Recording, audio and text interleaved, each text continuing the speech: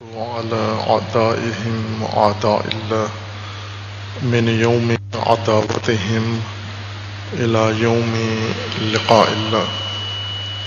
أما بعد، فقال الله تبارك وتعالى في كتابه المجيد وفرقانه الحميد: أعوذ بالله من الشيطان الرجيم. يا أيها الذين آمنوا اطیعوا اللہ واطیعوا الرسول واولی الامر منکم فإن تنازعتم في شيء فردوه إلى الله والرسول إن كنتم تؤمنون بالله واليوم الآخر ذلك خير وأحسن تأويلا.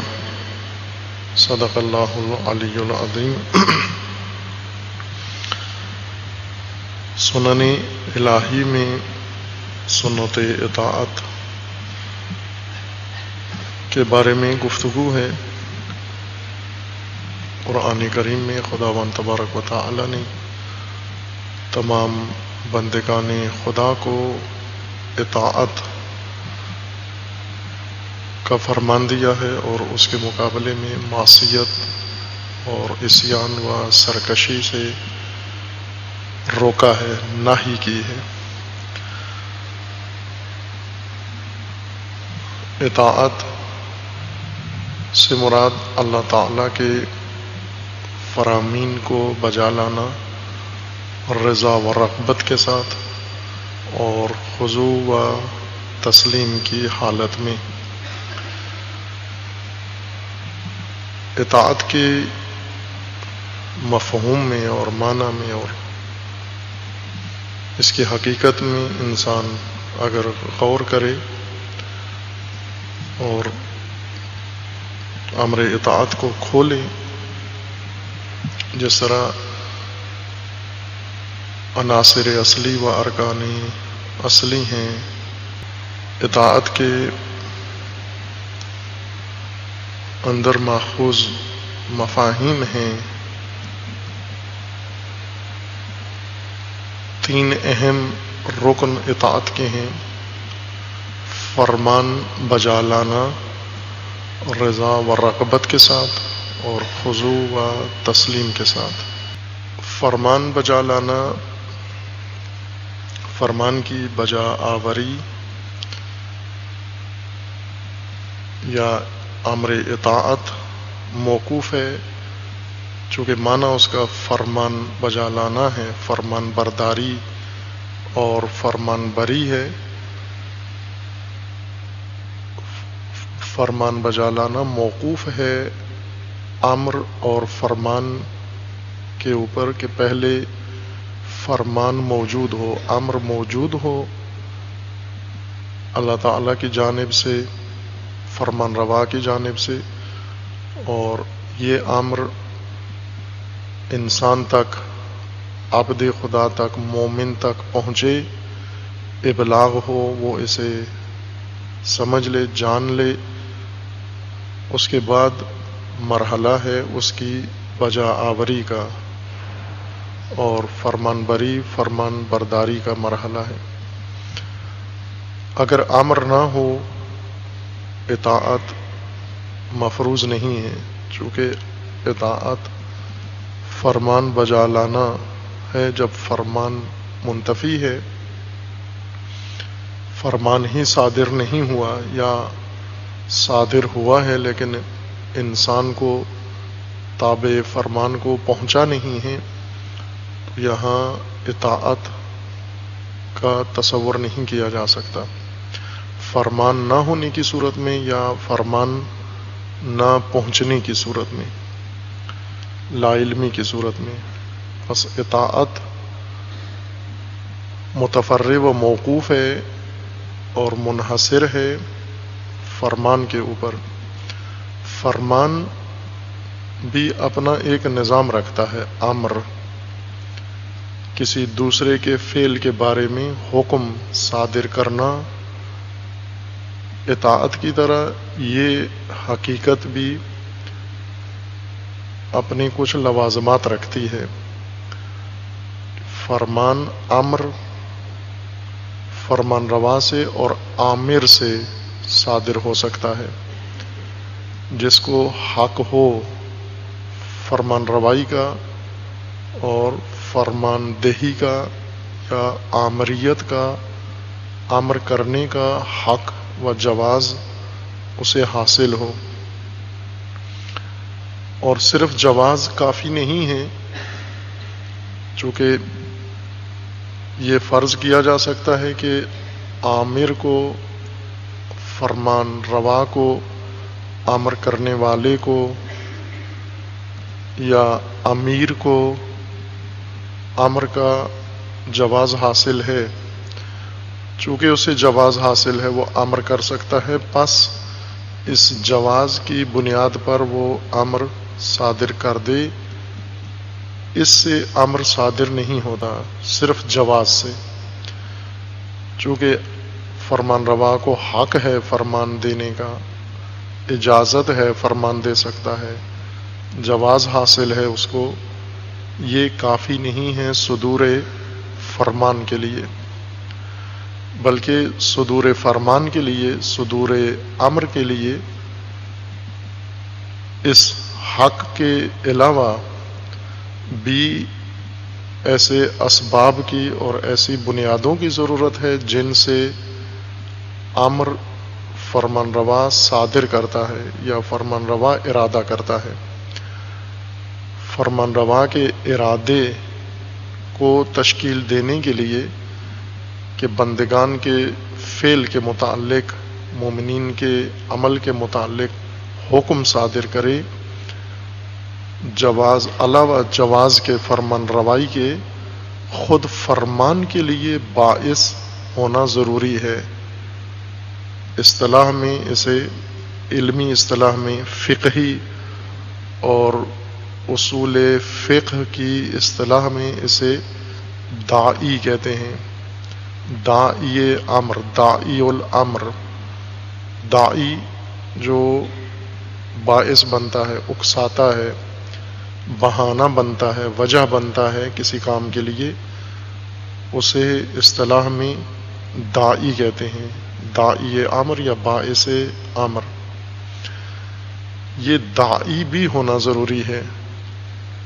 جواز حکم تو ہے حاکم کے پاس، جواز فرمان ہے فرمان روا کے پاس، جواز صدور امر ہے، فرمان روا کو، آمر کو یہ حق حاصل ہے، لیکن اسی جواز سے امر نہیں صادر ہو جاتا کہ چونکہ اس کو جواز ہے پس اس نے امر صادر کر دیا ہے، بلکہ یہ اوامر اور احکام فرمان روا سے کسی بنیاد پہ صادر ہوتے ہیں۔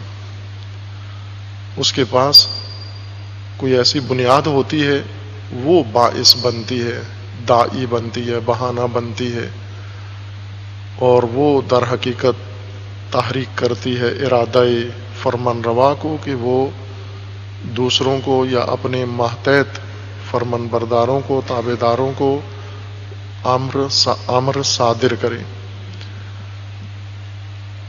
وہ چیز جو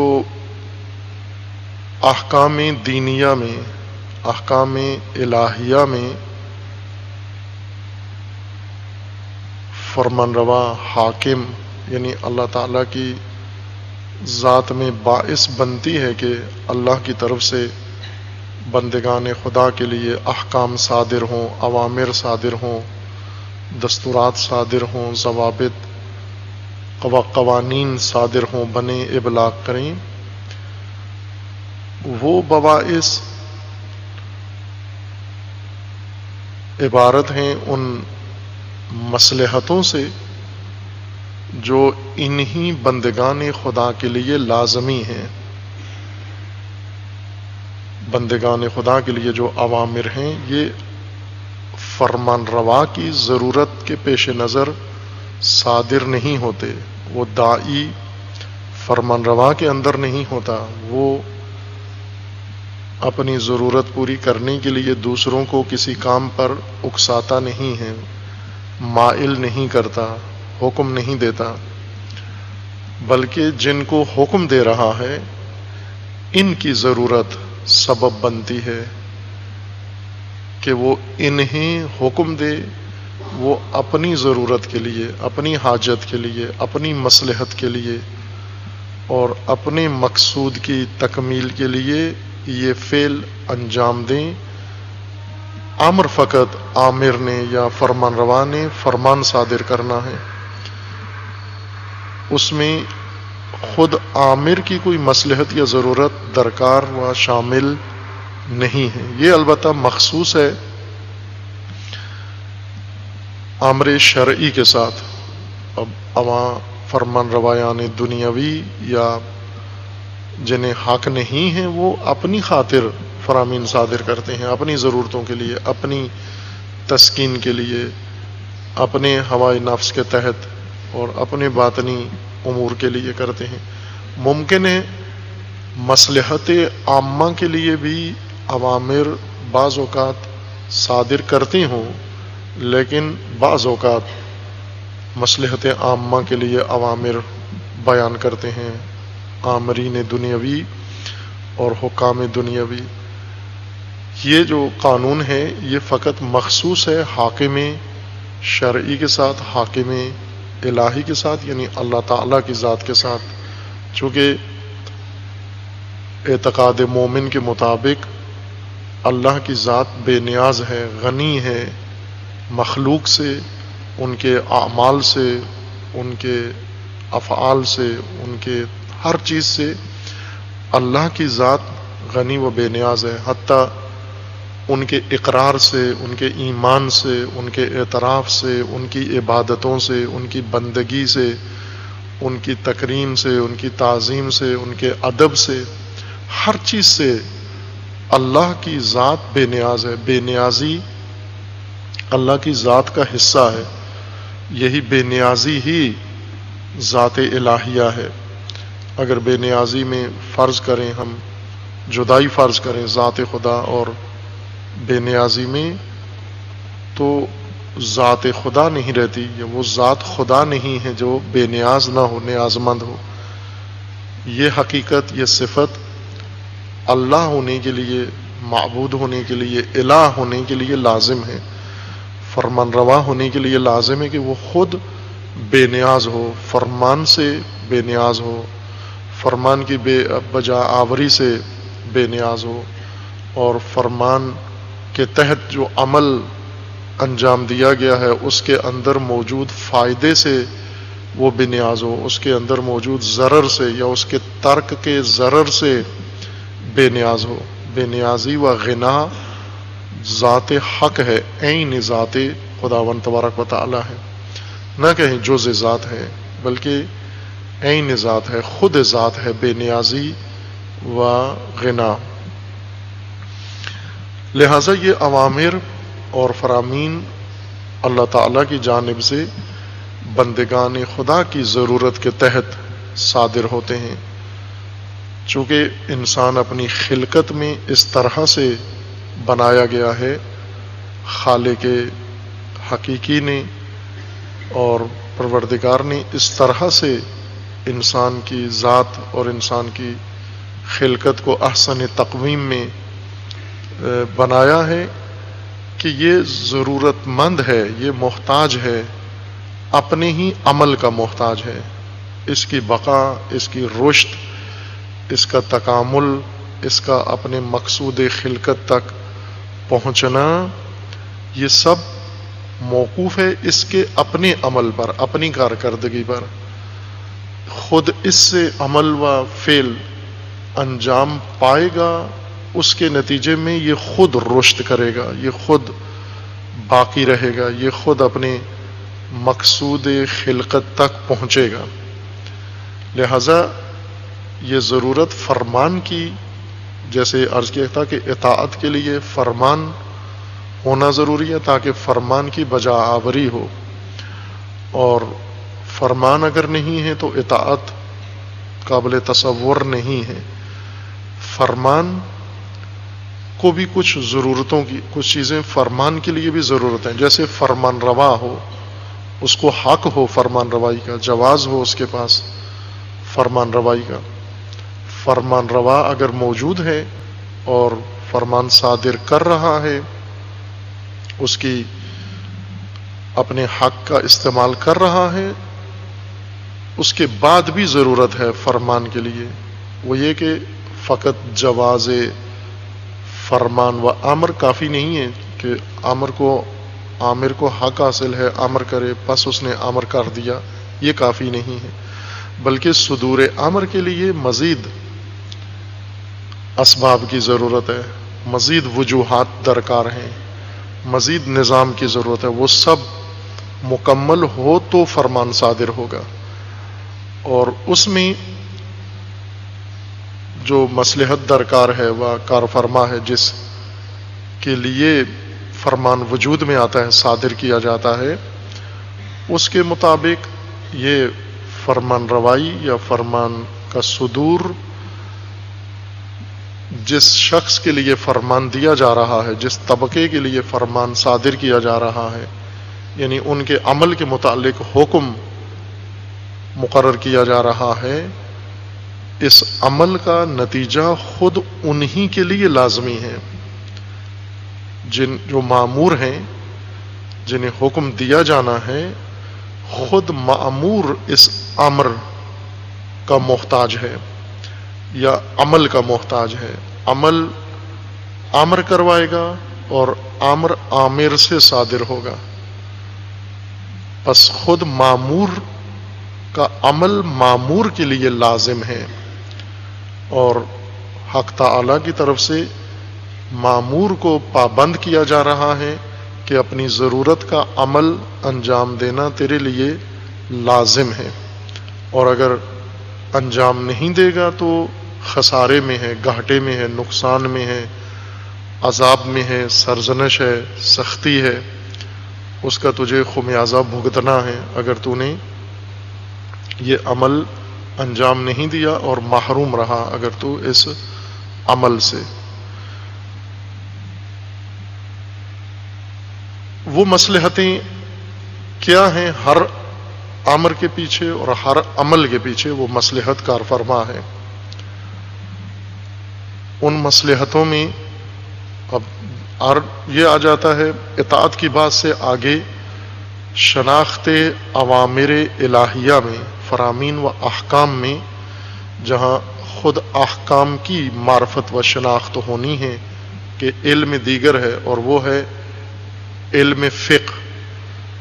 فقہ جس کو اصطلاح میں کہا جاتا ہے، یہ علم حکم شناسی ہے، یہ حکم شناسی ہے، یا معرفت حکم کا نام علم فقہ ہے، احکام شناسی۔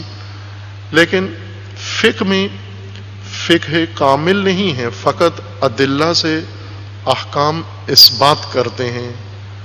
آگے بڑھ کر یعنی بعض علماء کے بقول کے فقہ اصغر ہے، فقہ ابتدائی ہے، یا پہلا مرحلہ اس علم میں طے کرتے ہیں، مکمل حق حکم کا ادا نہیں کرتے فقہ کے اندر، اور وہ چھوڑ دیتے ہیں، وہ دوسرے علوم کے اندر بیان ہوتا ہے، جیسے فقہ اوسط ہے و فقہ اکبر ہے۔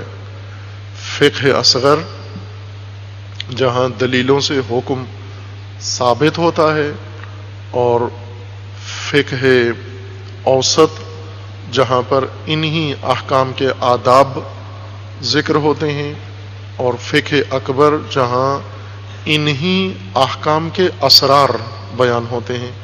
یہ تین باتیں مل کر فقہ کو تکمیل کرتی ہیں، یہ تینوں حکم شناسی ہیں، تینوں معرفت احکام ہیں۔ پہلا مرحلہ سادہ مرحلہ احکام کی معرفت کا، احکام سے آشنائی اور ان کی دلیلوں سے آشنائی ہے، جسے اجتہاد کہتے ہیں۔ پہلے مرحلے میں مجتہد جو احکام دلیلوں سے دریافت کرتا ہے اور اس بات کرتا ہے، لیکن مزید ان احکام کے اندر گہرائی میں نہیں جاتا جو اصل فقہ کا تقاضا ہے۔ فقہ یعنی گہرائی کی فہم کو فقہ کہتے ہیں، کسی چیز کی گہرائی میں جانا، اس کی جڑوں میں جانا، اس کے اندر اترنا، اس کے باطن میں، باطن تک پہنچ جانا، اس کی حقیقت تک پہنچ جانا، یہ فقہ کہلاتا ہے، یہ معرفت فقہ کہلاتی ہے، لیکن عملاً رائج فقہ کے اندر، فقہ میں، احکام شناسی میں اس گہرائی میں نہیں جایا جاتا، ابتدائی ایک مرحلہ طے ہوتا ہے۔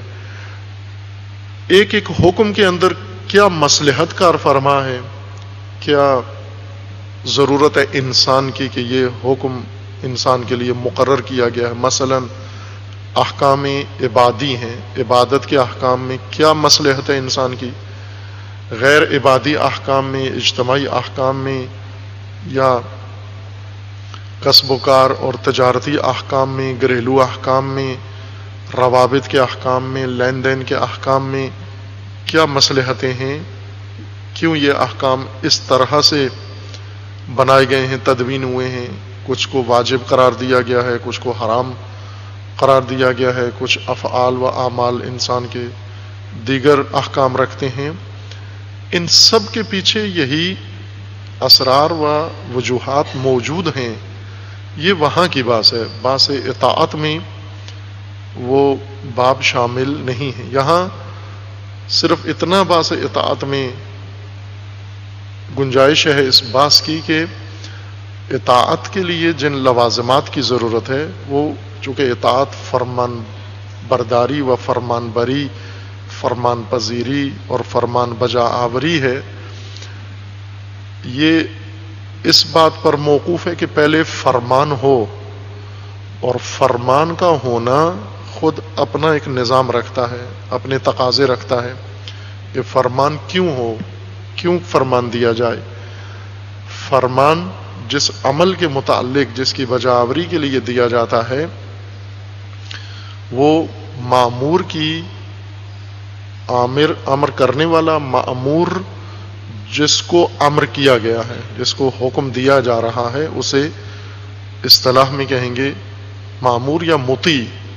جو مطیع ہے، اطاعت گزار، فرمان بجا لانے والا، فرمان بردار، اس کی ضرورت تقاضا کرتی ہے اس حکم کا، نہ فرمان دینے والی کی ضرورت تقاضا کرتی ہے صدور حکم کا۔ مأمور کی ضرورت ہے۔ اگر یہ فرمان صادر نہ ہو تو مأمور مشکل میں پڑ جائے گا، نہ آمر، نہ امر کرنے والا کہ وہ بے نیاز ہے۔ فرمان روا کے لیے جیسے کہا کہ فرمان روائی کا حق و جواز اس کو ہونا چاہیے، فرمان کے صدور کا باعث و داعی اس کے اندر ہونا چاہیے کہ فرمان جو صادر کر رہا ہے تو کس غرض کے لیے صادر کر رہا ہے۔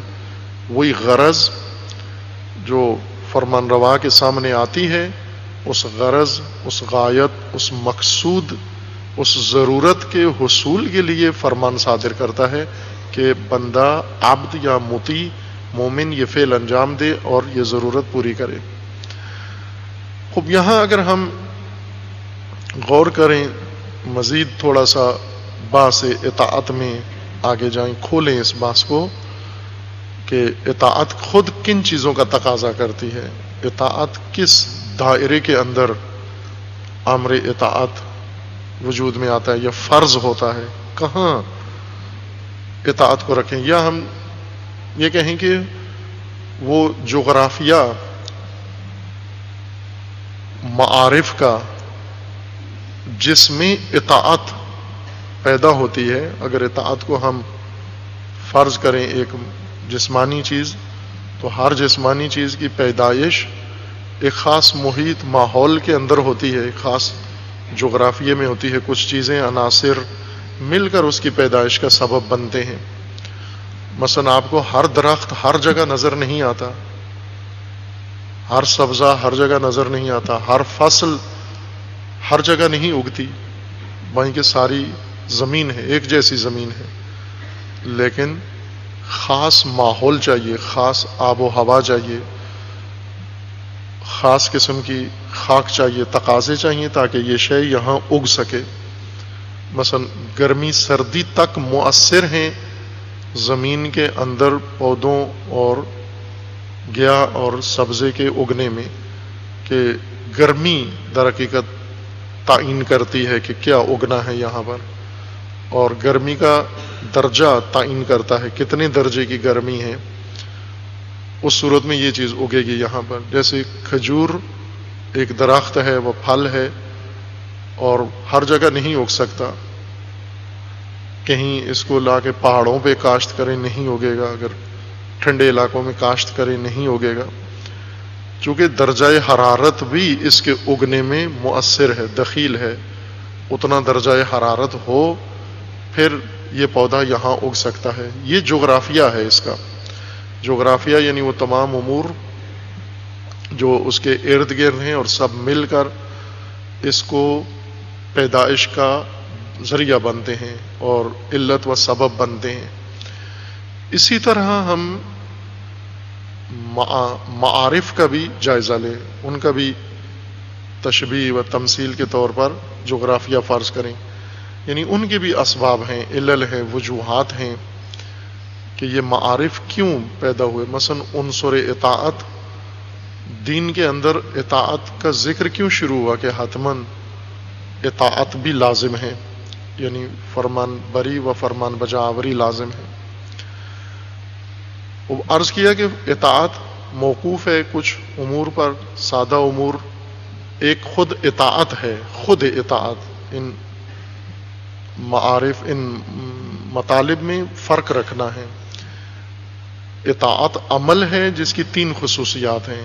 اصل اطاعت عبارت ہے فرمان بجا لانا، اس کی صفت یہ کہ ساتھ خضوع بھی ہو، تسلیم بھی ہو، اور صفت دیگر یہ کہ رغبت و شوق بھی ہو، اکراہ، ناگواری با دل ناخواستہ. کہ اکثر مامورین مطیع نہیں ہوتے. جو بھی مثلا اس وقت مامور ہیں، کوئی عمل انجام دے رہے ہیں، لیکن مثلا روزہ رکھ رہے ہیں. کیوں روزہ رکھ رہے ہیں؟ کسی ڈر سے، خوف سے، معاشرے کے خوف سے، سزا کے خوف سے، کسی اور بدنامی کے خوف سے. یہ مطیع نہیں ہے، ان میں رغبت نہیں ہے روزہ رکھنے کی. یہ مامور ہیں، مطیع نہیں ہے، چونکہ اطاعت میں رغبت شرط ہے، شوق شرط ہے. خود انسان انتخاب کرے اس عمل کو. بے شک سخت عمل ہے، بے شک دشوار عمل ہے، لیکن اس دشواری کو رغبت کے ساتھ انجام دے تو مطیع بنتا ہے. اور وہ تمام اعمال اطاعت کے دائرے سے خارج ہو جاتے ہیں جو انسان کسی اکراہ، جبر، استبداد کے نتیجے میں انجام دیتا ہے. معاشرتی مجبوریاں، سماجی مجبوریاں، گھریلو مجبوریاں، نظام کی مجبوریاں، سسٹم کی مجبوریاں، اور امور جو انسان کو انجام دلواتے ہیں، یہ سب مامورین ہیں، مطیع نہیں ہیں. اور اثر اطاعت پر پڑنا ہے، نتیجہ اطاعت سے نکلنا ہے جب یہ رغبت و تسلیم بھی اس کے اندر شامل ہو. یہ اصل معنی ہے اطاعت کا، یہ ذات اطاعت ہے، یہ حقیقت اطاعت ہے. اب جو بات شروع ہو رہی ہے وہ حقیقت اطاعت میں نہیں، بلکہ اطاعت کے ان لوازمات میں ہے، تقاضوں میں ہے جن پر اطاعت موقوف و منحصر ہے. چونکہ اطاعت امتثال الامر ہے، امر بجا لانا ہے. امر بجا لانا موقوف ہے امر کے اوپر. بس امر کا ہونا ضروری ہے اطاعت کے لیے، کہ کوئی امر ہو، اس کی بجا آوری اطاعت ہے، لیکن امر ہو تو بجا آوری انجام پائے گی یا بجا آوری ہوگی. امر بھی خود چند چیزوں کے اوپر منحصر ہے. امر ایک آمر یا حاکم یا فرمان روا کے اوپر موقوف ہے. فرمان روا ہو اور اس کو حق حاصل ہو فرمان روائی کا، نہ حق نہ ہو، حق ہو اس کو فرمان دینے کا، امر کرنے کا. فرمان روا جس طرح اطاعت دینی میں اللہ کی ذات ہے، اللہ تعالیٰ کی ذات ہے، آمر حقیقی و فرمان روائے حقیقی، یعنی الہ حقیقی جو انسان نے پہلے مرتبہ ایمان میں تسلیم کیا ہے، مانا ہے، اس کو اقرار کیا ہے، اپنایا ہے. اللہ کو بطور فرمان روا، لا الہ الا اللہ، انسان نے اقرار کیا ہے کہ فرمان روا اللہ کی ذات ہے۔ فرمان روا کے لیے فرمان دینے کا جواز کافی نہیں ہے، چونکہ فرمان جس طرح ارادہ فرمان روا سے صادر ہونا ہے، اس طرح کچھ چیزیں فرمان روا کے ارادے کے انعقاد اور تشکیل کے لیے ضروری ہیں کہ مامور کو امر کرنا ہے، آمر نے تم یہ فعل انجام دو، کیوں یہ فعل انجام دے، اس فعل کے انجام دینے میں کیا فائدہ ہے، کیا ضرورت ہے، فرمان روا کی ضرورت ہے یا نہ فرمان بردار کی ضرورت ہے؟ فرمان بردار کی ضرورت ہے، فرمان روا کی ذرا بھی ضرورت نہیں ہے، معمولی سے بھی ضرورت نہیں ہے، چونکہ وہ بے نیاز مطلق ہے، وہ غنی مطلق ہے، وہ خود مامور سے بھی بے نیاز ہے، اس کے عمل سے بھی بے نیاز ہے، اس کے اقرار سے بھی بے نیاز ہے، اس کے ایمان سے، خود سرے سے اس کی ہستی سے بے نیاز ہے۔ عامر کو اس کی ہستی کی بھی ضرورت نہیں ہے، چونکہ ضرورتیں معدوم ہوئی ہیں تو ذات خدا یا عامر یا فرمان روا کی ذات کا تقاضا پورا ہوا ہے۔ جب تک ضرورتیں ہوں عامر کے اندر، وہ فرمان روائی صدق نہیں کرتی، ناقص ذات ہے اور ناقص الہ نہیں ہو سکتا۔ پس فرمان روا نے جو امر صادر کرنا ہے، کچھ امور چاہیے جو باعث بنے فرمان روا کے ارادے کا کہ یہ امر ہونا چاہیے۔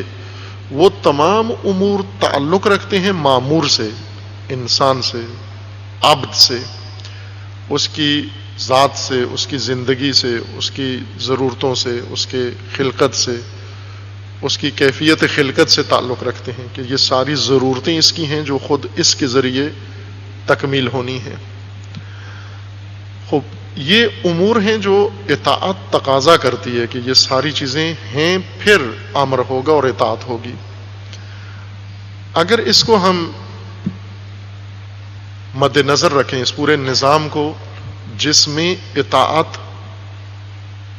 کا شجر ہمیں نظر آتا ہے، اطاعت کا معنی ہے، اطاعت کا مفہوم ہے، اور یہ اس کا ماحول و محیط ہے جس نے مل کر اطاعت کو ایجاد کیا ہے، وجود دیا ہے،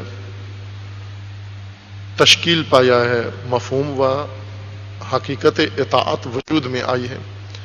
اس سارے نظام کو اگر ہم دیکھیں تو انسان یقین کر لیتا ہے کہ وہ ماحول جس میں اطاعت نے وجود میں آنا ہے، وہ یہ ماحول نہیں ہے جو دین کے متعلق یا انسان کے بارے میں عام طور پر رائج سطحی ذہنوں کے اندر موجود ہے، یا دینداری کا وہ تصور جو عام طور پر ایسے سطحی ذہنوں کے اندر موجود ہے۔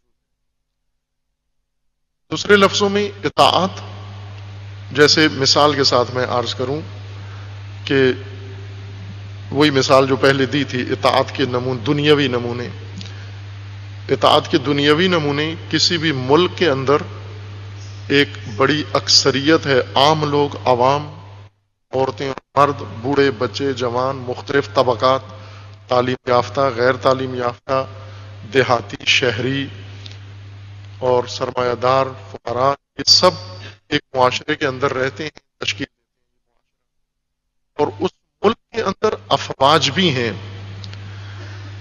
اور جتنے عوامر، اب اطاعت کا عنصر ہمیں صرف افواج میں نظر آتا ہے حقیقتاً، کہ جب انہیں ان کے فرمان روا، فرمان دہ، فرماندار، ان کے جو کمانڈر ہیں، جب انہیں حکم دیتے ہیں، وہ دل و جان سے سمعا و طاعتاً بجا لاتے ہیں۔ لیکن یہ جو عام اکثریت ہے، جو زمین، اس ملک کی زمین کو زیادہ گھیرے ہوئے جو ہیں، ان کے اندر وہ اطاعت کا عنصر نظر نہیں آتا جو مسلح افواج کے اندر ہے۔ اگر فرض کریں ہم، اور یہ فرض بعض اوقات عملی شکل بھی اختیار کر لیتا ہے، محض فرضی مطلب نہیں، کبھی یہ ایک زمینی حقیقت بھی بن جاتی ہے اور وہ یہ کہ جتنے مسلح افواج کے سپاہیوں کو احکام دیے جاتے ہیں یہ سارے ان سویلین کو بھی دیے جائیں، دونوں کو ایک طرح کے احکام صادر کیے جائیں۔ مثلا اس ملک کے اندر جیسے پاکستان کی مثال اگر دیں ہم، پاکستان میں افواج ہیں اور عوام ہیں، اور ایک حکم صادر ہو مشترک دونوں کے لیے کہ یہ وطن کے چونکہ افواج کا تعلق ان کا فلسفہ وجودی ملک و مملکت و وطن کا دفاع کرنا ہے، اس لیے اس تناظر میں فرض ہو رہی ہے وہ بات کہ وطن پہ یہ بھی رہتے ہیں، یہ سویلین بھی اسی زمین پہ رہتے ہیں، وہ افواج بھی اسی زمین پر ہیں، اور وطن یا سرزمین کی حفاظت و دفاع دونوں کا فریضہ ہے، کیونکہ دونوں اس سے استفادہ کر رہے ہیں، دونوں کے اوپر اس کا حق ہے، سویلین پر بھی اور افواج پر بھی حق ہے۔ بے شک وہ جنگی حکم نہ ہو، چونکہ سویلین بندوقیں نہیں اٹھا سکتے، توپیں نہیں چلا سکتے، جہاز نہیں اڑا سکتے اور ٹینک نہیں چلا سکتے، مورچوں میں نہیں جا سکتے، یہ نہیں ان کو احکام دینا غیر معقول ہے۔ اگر یہ ان کو احکام دیے بھی جائیں تو یہ ان کو بجا بھی لائیں تو بھی کوئی نتیجہ حاصل نہیں ہوگا سوائے ہرج و مرج کے۔ اس کے علاوہ جو احکام ہیں، مثلا دیگر جو وطن کی خدمت کے یا نظم و انضباط کے متعلق احکام ہیں، یہ انہیں اگر دیے جائیں مشترکہ طور پر، میں نے عرض کیا کہ کبھی کبھار یہ عملی ہو بھی جاتا ہے۔ آپ میں سے شاید نہیں ہے کوئی جس نے جنگ کا سما دیکھا ہو، حالت جنگ دیکھی ہو ملک کے اندر۔ ایک جنگ بچپن میں بہت چھوٹے تھے ہم تو اس وقت دیکھی تھی، پاکستان کی جنگ کا تصور ہے۔ اس وقت تمام سفید گھر جن کو سفیدی ہوئی تھی، حکم ملا تھا کہ ان سب پہ چونا جن پہ لگا ہوا تھا، سفید گھر تھے جو نظر آتے ہیں دن کو بھی یا رات کو، انہیں مٹی لگا دیں ان کے اوپر۔ اور یہ قانون بنا تھا کہ کوئی بھی رات کو دیا چراغ بلب روشن نہیں کرے گا، کھڑکیوں کے اوپر اگر گھروں کے اندر چراغ جلاتے ہیں روشنی تو کھڑکیوں میں شیشوں کے اوپر کاغذ چڑھا دیں یا مٹی لگا دیں۔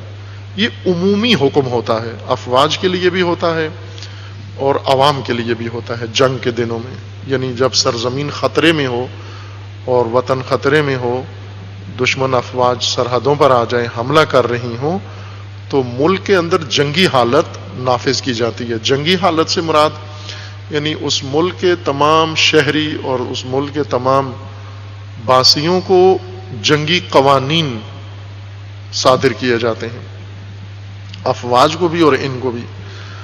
اس وقت دیکھنے کا ہوتا ہے منظر کہ اطاعت کا عنصر یہاں نظر آتا ہے۔ بعض خوف سے یہ کام کرتے ہیں، ڈر سے کہ اگر ہم نے اپنے مکان کو چونا نہ کیا تو میزائل آ لگے گا، جہاز کا حملہ ہو جائے گا اور بم لگے گا، ڈر سے چونا کر دیتے ہیں۔ یہ بھی اطاعت نہیں ہے جو ڈر کی وجہ سے کرے، اپنا گھر بچانے کے لیے کرے، یا گاڑی کے شیشے یا گاڑی کی لائٹیں آف کرتے ہیں جو کہ میری گاڑی پہ کہیں جہاز کا حملہ نہ ہو۔ یہ اطاعت کے زمرے میں نہیں آتا۔ اطاعت صرف فرمان بجا لانا ہے۔ کیوں آپ سمجھ لیں کہ آپ کو یقین ہے کہ یہاں آپ جس علاقے میں گاؤں میں دور دراز کسی جگہ پر گاڑی چلا رہے ہیں یا آپ کا گھر ہے، آپ کو یقین ہے کہ یہاں نہ میزائل آنا ہے، نہ راکٹ آنا ہے، نہ جہاز آنا ہے، نہ توپ آنی ہے۔ آپ بہت دور کسی دور افتادہ علاقے میں ہیں، سرحدوں سے بہت دور، لیکن حکم عام ہے، حکم عمومی ہے، سب کے لیے ہے۔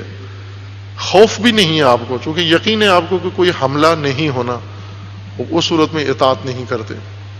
یہ عام لوگ اس قانون کی اطاعت نہیں کرتے، لیکن وہ جو افواج ہیں ان میں اطاعت ہوتی ہے، ایک مشترک امر ان میں اطاعت ہے، ان میں اطاعت نہیں ہے، حکم عمومی ہے۔ فرق کیوں پڑا ہے؟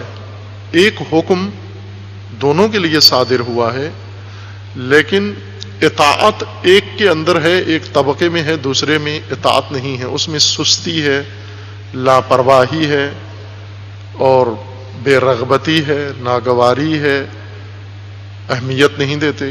کیوں ایسے ہے؟ اطاعت کیوں یہاں جہاں افواج ہیں وہاں یہ پودا موجود ہے، اور جہاں یہ منظم فورس نہیں ہے بلکہ عوامی طبقات ہیں منتشر بکھرے ہوئے، وہاں عنصر اطاعت نہیں ہے۔ یہ طبیعی بات ہے، قاعدے کی بات ہے، ایسے ہی ہونا چاہیے۔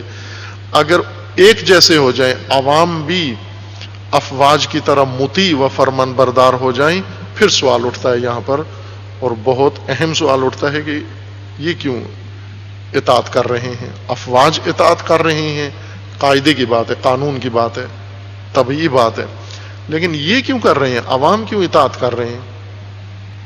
فرق اس ماحول کا ہے جو دونوں کے لیے فراہم کیا گیا، بنا ہوا ہے۔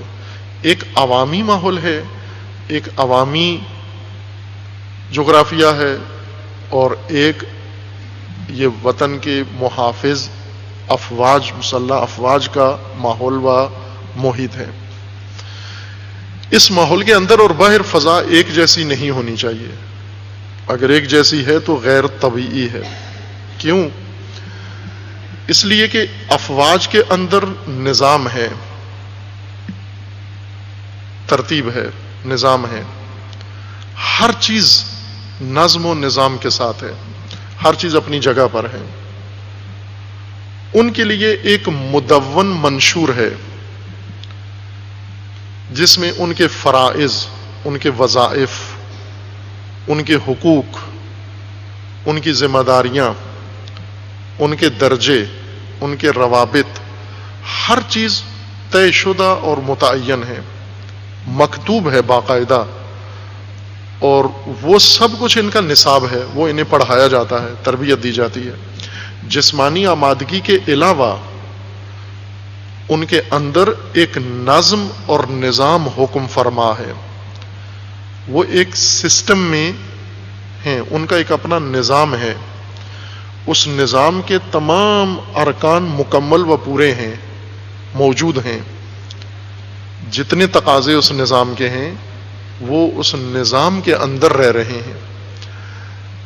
اور یہ جو عوام ہیں بھائی کہ بہت اکثریت میں ہیں، اور ان کی حالت ان سے بہتر ہے، ان کو کھانا شاید ان سے اچھا ملتا ہے، ان کی رہائشیں ان سے اچھی ہیں، سب کچھ ہے، تعلیم یافتہ بھی شاید ان سے زیادہ ہوں، لیکن ان میں اطاعت اوامر نہیں ہے۔ اگر یہ اطاعت کرتے ہیں تو یا ڈر سے کرتے ہیں یا ڈنڈے سے کرتے ہیں۔ عوام ان کے اوپر ٹھونسے جاتے ہیں قوانین، رغبت نہیں ہے، اگر برفرض کرتے بھی ہوں رغبت سے نہیں کرتے، ملکی قوانین پر بھی یا جنگی قوانین پر عمل یا خوف کی وجہ سے، اپنی جان کا خطرہ ہے اس سے بچنے کے لیے کرتے ہیں، فرمانبری نہیں ہے، فرمان سمجھ کر رغبت کے ساتھ نہیں کر رہے، جان بچانے کے لیے یہ کام کر رہے ہیں کہ میں کہیں کسی گولی یا گولے کا شکار نہ ہو جاؤں، یا پھر ڈنڈے سے یعنی زبردستی سے اور استبدادی حالت سے یہ عمل پیرا ہوتے ہیں۔ اطاعت نہیں ہوتی ان کے اندر، یہ دونوں حالتیں، خوف سے کر رہے ہوں تو بھی اطاعت نہیں ہے، کر رہے ہیں وہی کام جو حکم دیا گیا ہے وہ انجام دے رہے ہیں، لیکن ڈر کی وجہ سے کر رہے ہیں، نہ رغبت کی وجہ سے اور فرمان کی وجہ سے نہیں کر رہے۔ فرق میں نے مثال دی ہے، اگر آپ ایک ایسے ماحول میں، ایک ایسے شہر میں، ایسی جگہ پر ہیں جہاں فرمان ہے، ڈر نہیں ہے، مطمئن ہے کہ یہاں دشمن کی پہنچ سے یہ باہر ہے، درے میں رہتے ہیں ہم، یہاں کس نے آنا ہے، اگر آئے بھی فرض کریں گولا دشمن کا تو پہاڑی سے رک جائے گا، کیا وہاں بھی لائٹ آف کرتے ہیں جنگی حکم کے مطابق؟ چونکہ فرمان ہے ملک کے حاکم کا یا جو سالار ہے افواج کا، اس کا حکم آیا ہے کہ سب یہ کام کریں، یہ ضرورت نہیں سمجھتا، کیونکہ ڈر نہیں ہے، اس کو خوف نہیں ہے، لہذا نہیں کرتا یہ کام۔ یا پھر کیوں کرتے ہیں کہ سامنے کوئی مامور دیکھتے ہیں، فوجی کھڑا ہوا سپاہی ہے، اس کو دیکھ کر جیسے ٹریفک میں گاڑی چلاتے ہیں، گاڑی چلاتے ہوئے اگر آگے ٹریفک پولیس نظر آئے، سارجنٹ نظر آئے، وارڈن نظر آئے تو وہاں ایک دم سپیڈ بھی اپنی قانون کے مطابق کر لیتے ہیں، لائن بھی اپنی قانون کے مطابق کر لیتے ہیں، ہر چیز اپنی قانونی بنا لیتے ہیں۔ جو ہی دیکھتے ہیں اس کو، وارڈن کو یا ٹریفک پولیس کو دیکھ کر یہ ڈرائیور فوراً قانون کے دائرے کے اندر آ جاتا ہے. یہ مطیع قانون نہیں ہے، یہ در حقیقت ایک مکار انسان ہے جو جرمانے کے خوف سے، سرزنش کے خوف سے، سزا کے خوف سے اس نے اطاعت والی حالت اپنا لی. یہ اطاعت نہیں کر رہا. اطاعت یہ کہ آپ کو یقین ہے اس سڑک پر کہیں بھی وارڈن نہیں ہے اور آپ ڈرائیونگ اول سے لے کر آخر تک ساری قانون کے مطابق انجام دیں. سپیڈ قانون کے مطابق رکھیں، جہت قانون کے مطابق رکھیں، اپنی گاڑی قانون کے دائرے کے اندر اسی حصے میں چلائیں جہاں آپ کو اجازت ہے، جہاں سبقت نہیں لینی وہاں نہ لیں. آپ جن سڑکوں پہ گاڑیاں چلاتے ہیں یا چلتی گاڑی میں بیٹھتے ہیں، ساتھ پڑھتے رہیں کہ کیا لکھا ہوا ہے. جہاں پر آپ کی گاڑی کا ڈرائیور، بس کا ڈرائیور 140 کی سپیڈ میں جا رہا ہے، وہاں سڑک کے کنارے لکھا ہوا ہے کہ زیادہ سے زیادہ حد رفتار 50 کلومیٹر، یعنی 50 کی رفتار سے جو موڑ ہے خطرناک، آگے سارجنٹ بھی نہیں ہے، یہ 150 کی رفتار میں اسی موڑ سے مڑتا ہے. لیکن یہیں پہ اگر پولیس والا آ کے کھڑا ہو جائے اس موڑ میں، یہ اگر 50 کی رفتار ہے تو 40 میں گاڑی چلائے گا. اتنا تابع فرمان، مطیع، مسکین کہ جو حد رفتار سے بھی نیچے چل رہا ہے، اتنا محتاط ڈرائیونگ شروع کر دیتا ہے. یہ مکار ہے، یہ مطیع نہیں ہے، یہ مکار ہے، یہ دھوکہ باز ہے، یہ دھوکہ دے رہا ہے، یہ ڈر سے یہ کام کر رہا ہے، خوف سے کر رہا ہے. جبکہ اطاعت رغبت کا نام ہے، رغبت کے ساتھ یہ کام کرے، کوئی دیکھنے والا نہیں ہے، کوئی سزا نہیں ہے. کیوں اس اکثریت میں اطاعت نہیں ہے، اس اقلیت میں اطاعت ہے؟ اصل فرق یہ ہے، فرق فارق یہ ہے دونوں کے درمیان. اس لیے کہا تھا کہ دقت کی ضرورت ہے، فہم کی ضرورت ہے. نامعلوم اسباب کی طرف جب ہم نتائج و اثرات کو نسبت دیتے ہیں تو گمراہی پھیلتی ہے. ایک تو خود جہالت میں ڈوبتے ہیں، دوسروں کو بھی ڈبوتے ہیں، جہالت کے اندر غرق کرتے ہیں. جو نہیں ہیں اہل حالات کا تجزیہ کرنے کے اور تحلیل پیش کرنے کے، اسباب وقوعات کیوں ہوتے ہیں نہیں ہے اگر ان کے اندر، انہیں چپ رہنا چاہیے. وہ جاہل ہیں، یہ بول کے خراب کر رہے ہیں، یہ در حقیقت گمراہی پھیلا رہے ہیں، چونکہ نامعلوم اسباب کی طرف واقعات کو موڑ رہے ہیں رخ ان کا. اور جو اصل اسباب ہیں وہ ان کی نگاہوں سے پوشیدہ ہیں، یہ لوگوں کی نگاہوں سے بھی پوشیدہ رکھتے ہیں. کیا فرق ہے؟ یا نامعلوم افراد کیا ہیں؟ افواج میں اطاعت ہے اور عوام میں اطاعت نہیں ہے، رغبت کے ساتھ فرامین نہیں بجا لاتے. اگر نامعلوم اسباب تلاش کریں تو فراوان ہیں. فوج میں کیوں ایسے ہوتا ہے؟ کوئی بھی اسکالر پاکستان کا جو سب ہیں اس وقت اس مقام پہ سب اپنے آپ کو فائز سمجھتے ہیں کہ ہم اعلیٰ ترین اسکالر ہیں. کسی سے بھی پوچھیں تو وہ آپ کو بے لاگ تبصرے شروع کر دے گا. فوج میں چونکہ یہ ہوتا ہے اس وجہ سے اطاعت ہے، اس میں یہ نہیں ہوتا اس وجہ سے اطاعت نہیں ہے. مثلا ایک عام بات، یہ عام بات ان بے دین تحلیل گروں نے بھی کی ہے جن کی طرف کل اشارہ کیا تھا، منحرف، گمراہ، انہوں نے بھی یہ عام بات کی. لیکن عام بات لوگوں کے اندر یہ ہے، ہر ایک کے ذہن میں یہ ہے کہ افواج میں کیوں اطاعت ہوتی ہے؟ وہ کہتے ہیں اس لیے کہ بے وقوف ہوتے ہیں، عقل نہیں ہوتی ان کے اندر، اس لیے یہ اپنے کمانڈر کی ہر بات مانتے ہیں. بس اس کا مطلب ہے کہ یہ جو نہیں مانتے، یہ عام عوام، یہ بہت عقل مند ہیں. عقل مندی کا معیار کیا رکھا ہے؟ اطاعت نہ کرنا. جتنا کوئی گستاخ تر ہے اتنا عقل مند تر ہے. اسی کو سفاہت و حماقت کہتے ہیں. یہی جہالت ہے. عقل ہی اطاعت کرواتی ہے. جہاں اطاعت ہے عقل ہے، اگر اطاعت نہیں ہے تو عقل بھی نہیں ہے وہاں پر. اطاعت میزان ہے پرکھنے کا، اطاعت کے ترازو سے اندازہ ہوتا ہے ہر چیز کا. ایمان پرکھنا ہے، اطاعت کے ترازو پہ تولو. عقل پرکھنی ہے، اطاعت کے ترازو پہ تولیں آپ. جو مطیع ہے عاقل ہے، نہ جو گستاخ ہے، جو نافرمان ہے، جو سست ہے، جو ٹال مٹول کرتا ہے. اس کا مطلب ہے بنی اسرائیل سب سے بڑے عاقل ہیں، چونکہ مطیع نہیں تھے، ٹال مٹول کرتے تھے، ہیل حجت کرتے تھے، کٹ حجتی کرتے تھے نبیوں کے ساتھ، خدا کے ساتھ. قرآن کریم نے ان کا ایک نمونہ ذکر کیا ہے. یہ نمونہ قرآنی، اس پہ ایک بہت طولانی سیریل بنتا ہے، فلم بنتی ہے، سیریل فلم کے. بنی اسرائیل کو اللہ نے حکم دیا کہ ہفتے کے دن کے احترام میں مچھلی کا شکار نہیں کرنا.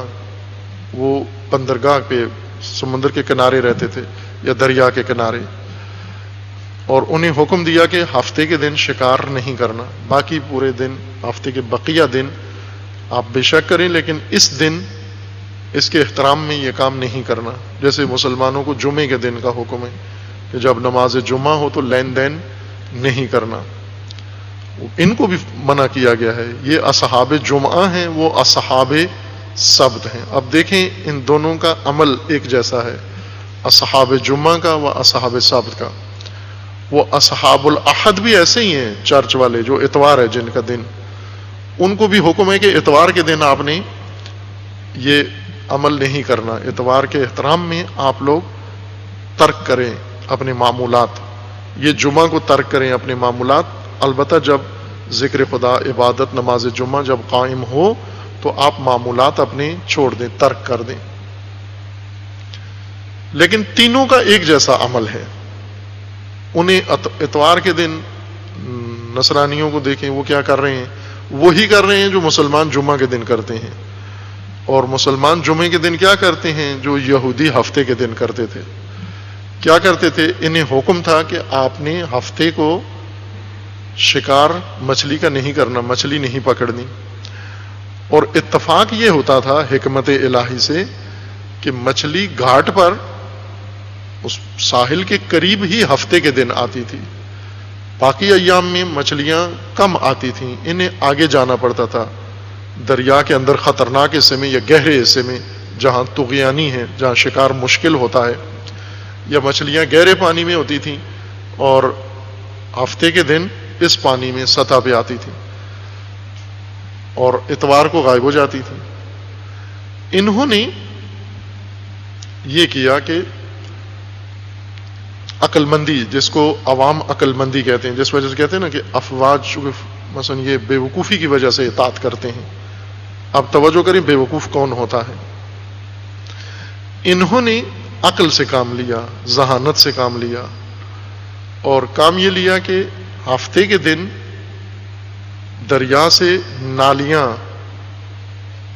کھول دیتے پانی کی، اور آگے حوض بنائے ہوئے تھے انہوں نے. پانی کے بڑے بڑے حوض تھے جو دریا کا پانی ان میں آتا تھا. نہریں کہہ لیں، چھوٹی چھوٹی نہریں بنائی ہوئی تھی انہوں نے. ہفتے کے دن ان نالیوں کو کھول دیتے تھے. دریا کے آگے جو بند باندھا ہوتا تھا انہوں نے پانی روکنے کے لیے، وہ کھول دیتے تھے اور پانی ان حوضوں کی طرف، نالیوں میں آ جاتا تھا دریا کا. اور ساتھ ہی مچھلیاں بھی اس پانی میں، جب نالیوں میں آتا، ندیوں میں آتا، نہروں میں آتا پانی، تو مچھلیاں بھی اس کے اندر آ جاتی اور حوض کے اندر آ کر مچھلیاں اکٹھی ہو جاتی. انہوں نے جو اپنے اپنے حوض بنائے ہوئے تھے، پانی کے تالاب. اور پھر جب ہفتے کا دن ختم ہوتا تو شام کے دن یہ دوبارہ جا کے بند باندھ دیتے، پیچھے سے نالی بند کر دیتے تاکہ مچھلیاں واپس نہ جا سکیں. اور ہفتے کے دن کوئی مچھلی نہیں پکڑتے تھے، یہ شکار نہیں کرتے تھے، مچھلی نہیں پکاتے تھے. اتوار کو صبح اٹھ کے شروع ہو جاتے تھے مچھلیاں پکڑنا، اور یہ کہتے تھے کہ ہفتے کے دن مچھلی پکڑنا جرم ہے، ممنوع ہے، گناہ ہے، اور ہم نے ہفتے کو کوئی مچھلی نہیں پکڑی. ہم نے ہفتے کا احترام کیا ہے اور ہم نے اتوار کو مچھلی پکڑی ہے. یہ عقل مندی ہے ان کی، یہ عقل مندی دکھائی انہوں نے، چالاکی. عقل مندی یعنی چالاکی دکھائی. اطاعت نہیں کی. کرتے کیا تھے؟ ہفتے کو مچھلیاں پھنساتے تھے اور اتوار کو مچھلیاں پکڑتے تھے. یہ مکار. اب آپ دیکھیں جو اصحاب جمعہ ہیں، مسلمانوں کا طریقہ کار دیکھیں، یہ بھی اسی طرح کرتے ہیں.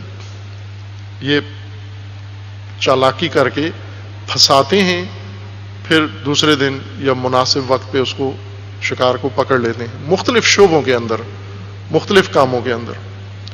حتیٰ متدین ترین افراد، مذہبی ترین افراد کی روش یہی ہوتی ہے کہ یہود کی طرح چالاکی کر کے پہلے اپنے لیے ایک سہولت نکالتے ہیں، اپنے لیے خلاف ورزی کا ایک جواز نکالتے ہیں، ایک نہر نکالتے ہیں، ایک نالی کھودتے ہیں، اس نالی سے خلاف ورزی انجام دیتے ہیں، اور انجام دے کر پھر پاک باز، پھر دیندار، پھر صاف ستھرے بھی رہتے ہیں. افواج یہ کام نہیں کرتے، فوجی کوئی نالی نہیں بناتا. افواج کو جب حکم دیا جاتا ہے، ان کی تربیت اس طرح سے کی گئی ہے کہ کوئی بھی بنی اسرائیل کی طرح نہیں کرتا کام. انہیں جب حکم دیا جاتا ہے، مثلا تربیتی زمانے میں ٹریننگ کا حکم دیا جاتا ہے، اور ٹریننگ کے دوران جو ان سے کام کرواتے ہیں، کوئی ایسے کام نہیں ہوتے جن کاموں سے کوئی نتیجہ نکلے.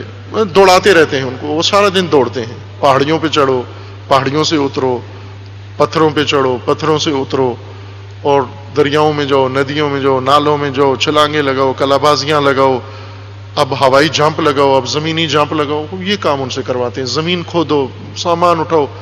ان کی کٹ جو تھیلا ہوتا ہے، اس میں اینٹیں اور پتھر مٹی بھر کے 40-50 کلو مٹی بھر کے ان کے اوپر لاد دیتے ہیں کہ یہ کٹ اٹھا کے 1 کلومیٹر دوڑو اس کے ساتھ. وہ یہ کرتے ہیں. اب عوام سے پوچھیں یہ کیوں کرتے ہیں؟ جو وہ کہہ رہا ہے کر رہے ہیں.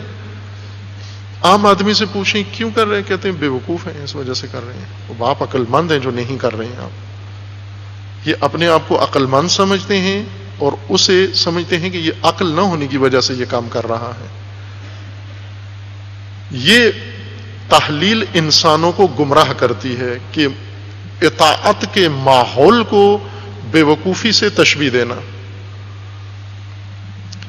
2 دن پہلے رہبر معظم انقلاب اسلامی حضرت آیت اللہ العظمیٰ خامنئی دامت ظلہ العالی کی تقریر حرم امام میں، امام کی 28ویں برسی کی مناسبت سے، اس میں رہبر معظم نے یہ بیان فرمایا کہ ایرانی قوم کے اندر، بلکہ جن کو بیان فرمایا وہ معمولی عوامی لوگ نہیں ہیں، سرکاری لوگ، مثلا ملک کا صدر، پارلیمنٹ کے نمائندے، سینٹ کے نمائندے، اور مختلف شعبوں کے مختلف حصوں کے ملک کے زمامدار، انہیں یہ فرمایا کہ ایک حماقت تم کر رہے ہو، احمقانہ کام ہے جو تم کر رہے ہو. وہ کیا حماقت ہے؟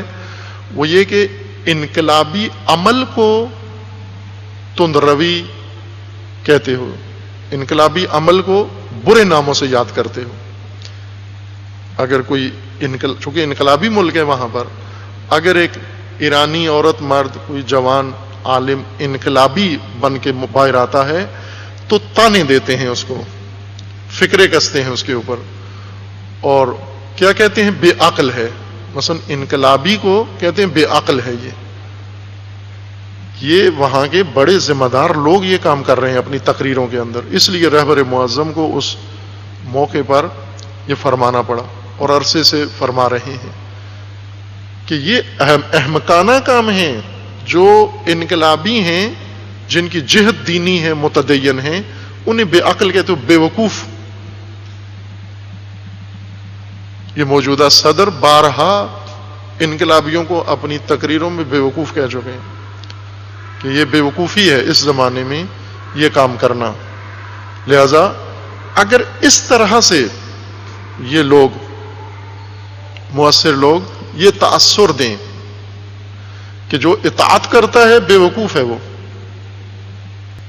ہر بے دین معاشرے کی یہ علامت ہے. جہاں منافقانہ بے دینی ہو یا جہاں پر کھلی بے دینی ہو. کھلی بے دینی جہاں بے دین ہیں اور تظاہر نہیں کرتے دینداری کا. منافق بے دین وہ ہوتے ہیں جو ہیں بے دین ہیں لیکن یہ تظاہر کرتے ہیں، یہ تاثر دیتے ہیں کہ ہم دیندار ہیں، بتاتے یہ ہیں کہ ہم دیندار ہیں نہیں، وہ بھی دوسروں کی طرح ہی ہیں۔ آپ عام اپنے معاشرے میں رویے دیکھیں، گھریلو رویے دیکھیں۔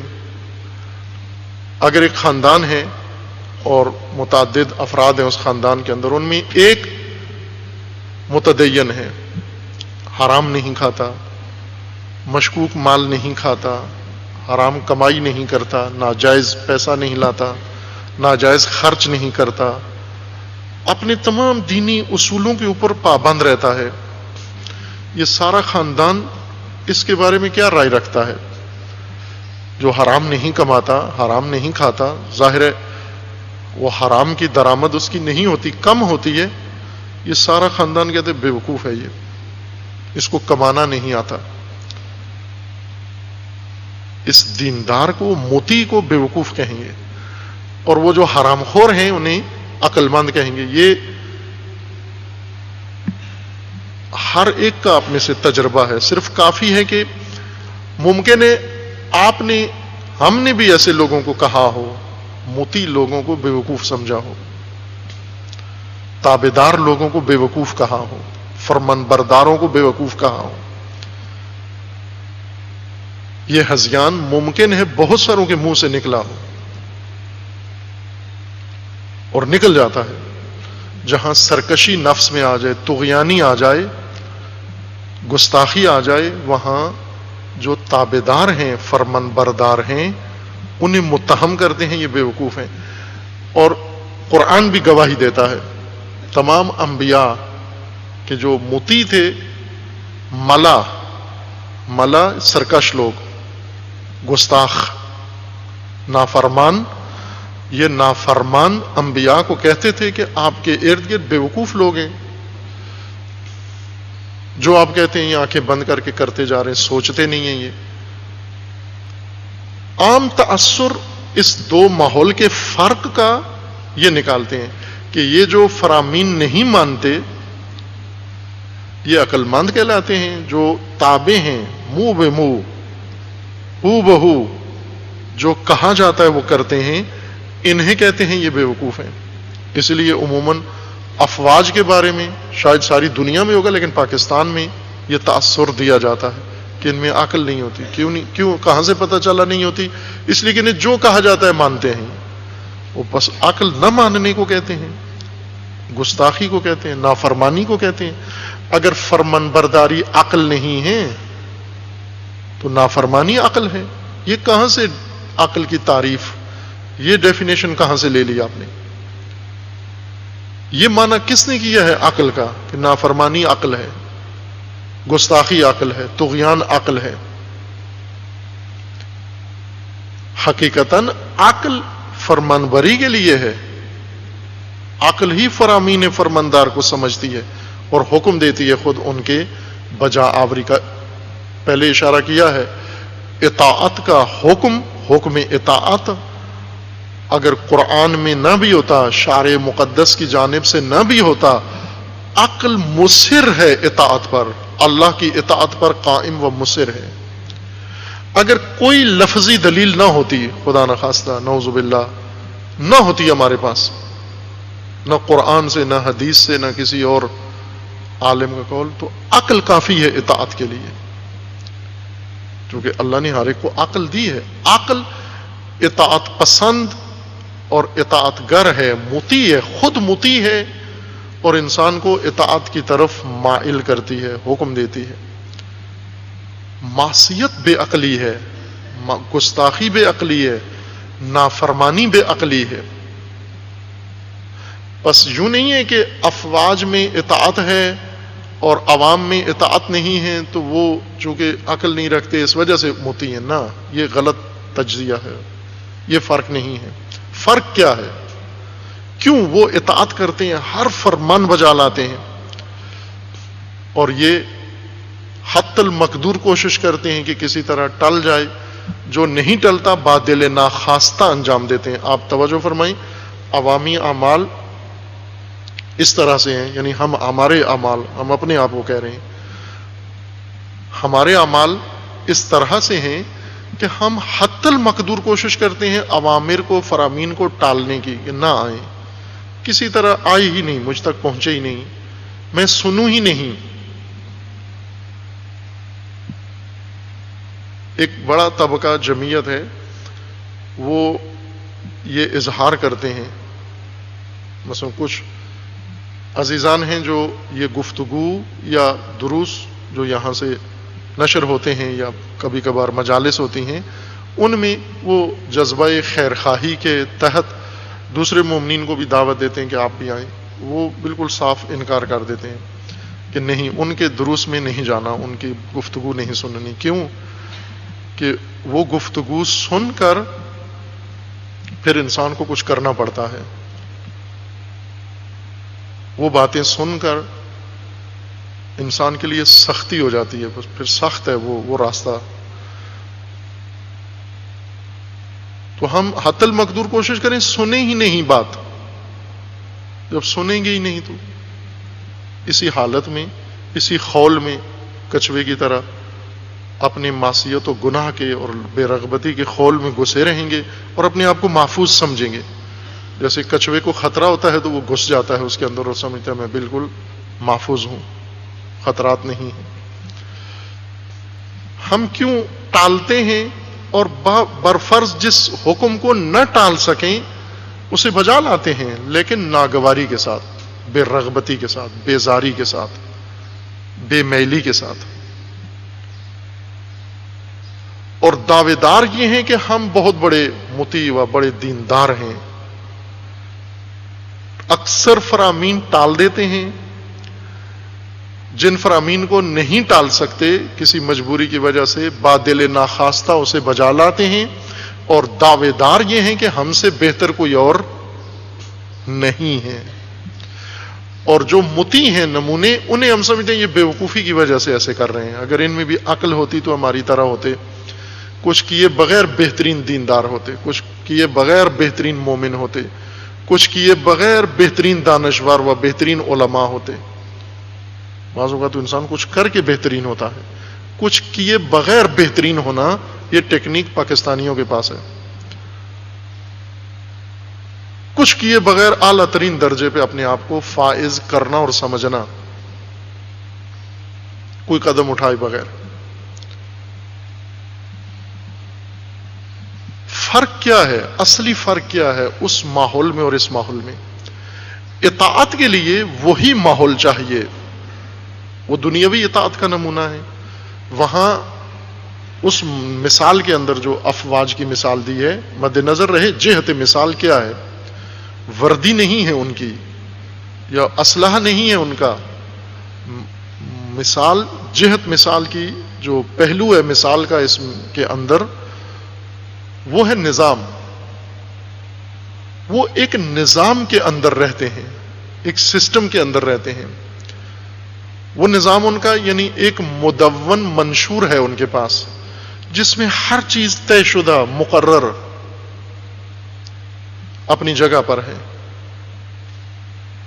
اور اس میں فرمان روا اپنے مقام پر ہے اور فرمان پذیر، فرمان بردار اس کا اپنا مقام متعین ہے۔ ذمہ داریاں سب کی ایک ایک شک کر کے مشخص ہیں۔ وہاں ایک سپاہی کو حفظ ہوتی ہیں اپنی ذمہ داریاں کہ اس کے فرائض کیا بنتے ہیں، معمول کے دنوں میں کیا بنتے ہیں، غیر معمول کے دنوں میں کیا بنتے ہیں۔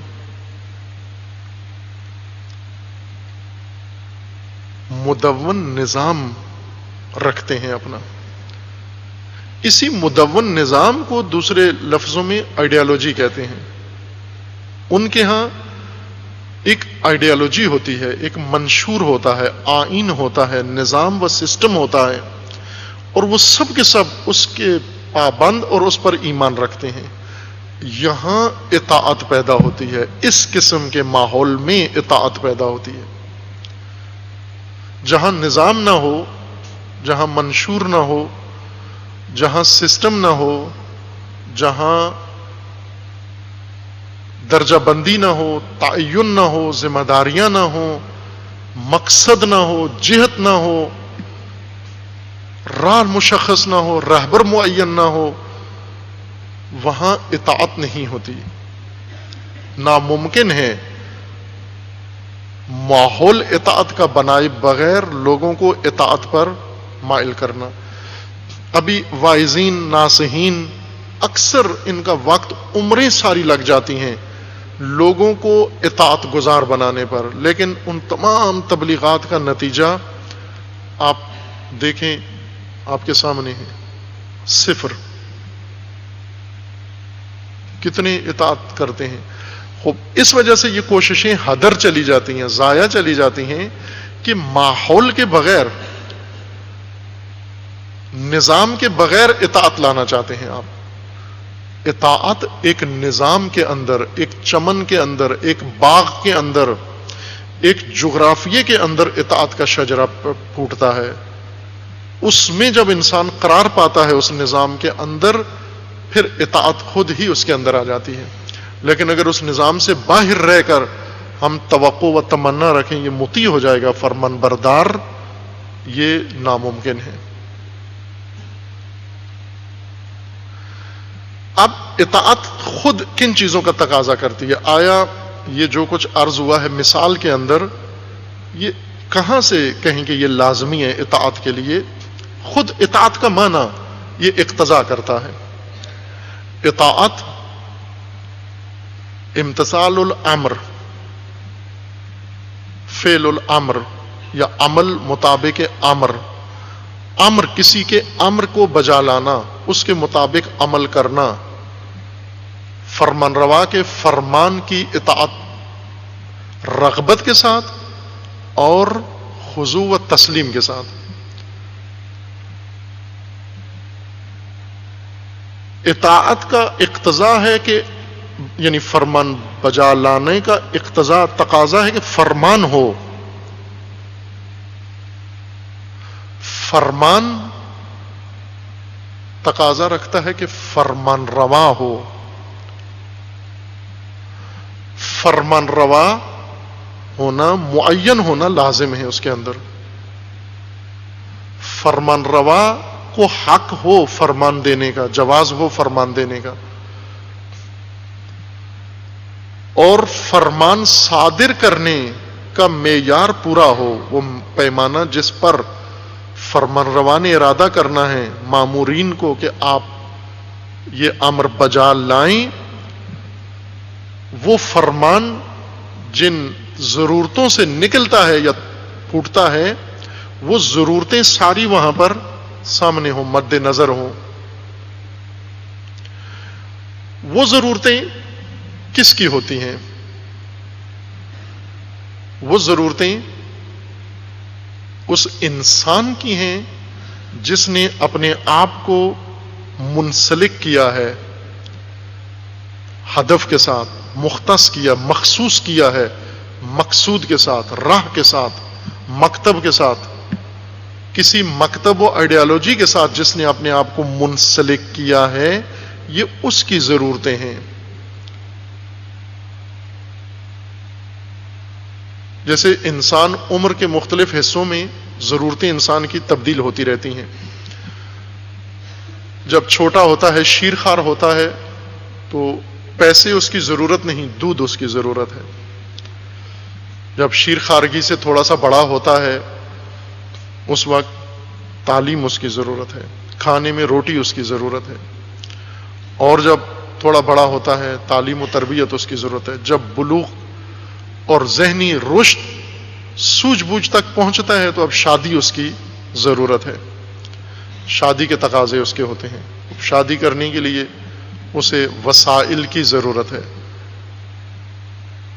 یہ ضرورتیں ایسے ہی پیدا نہیں ہوتی، ضرورتوں کے پیچھے اپنے اسباب ہیں، ضرورتوں کے پیچھے ان کی حکمت کار فرما ہے. ضرورتیں کسی فلسفے سے نکلتی ہیں، کسی عمل سے نکلتی ہیں، کسی تعلق سے نکلتی ہیں، کسی محل وقوع سے نکلتی ہیں. ضرورتیں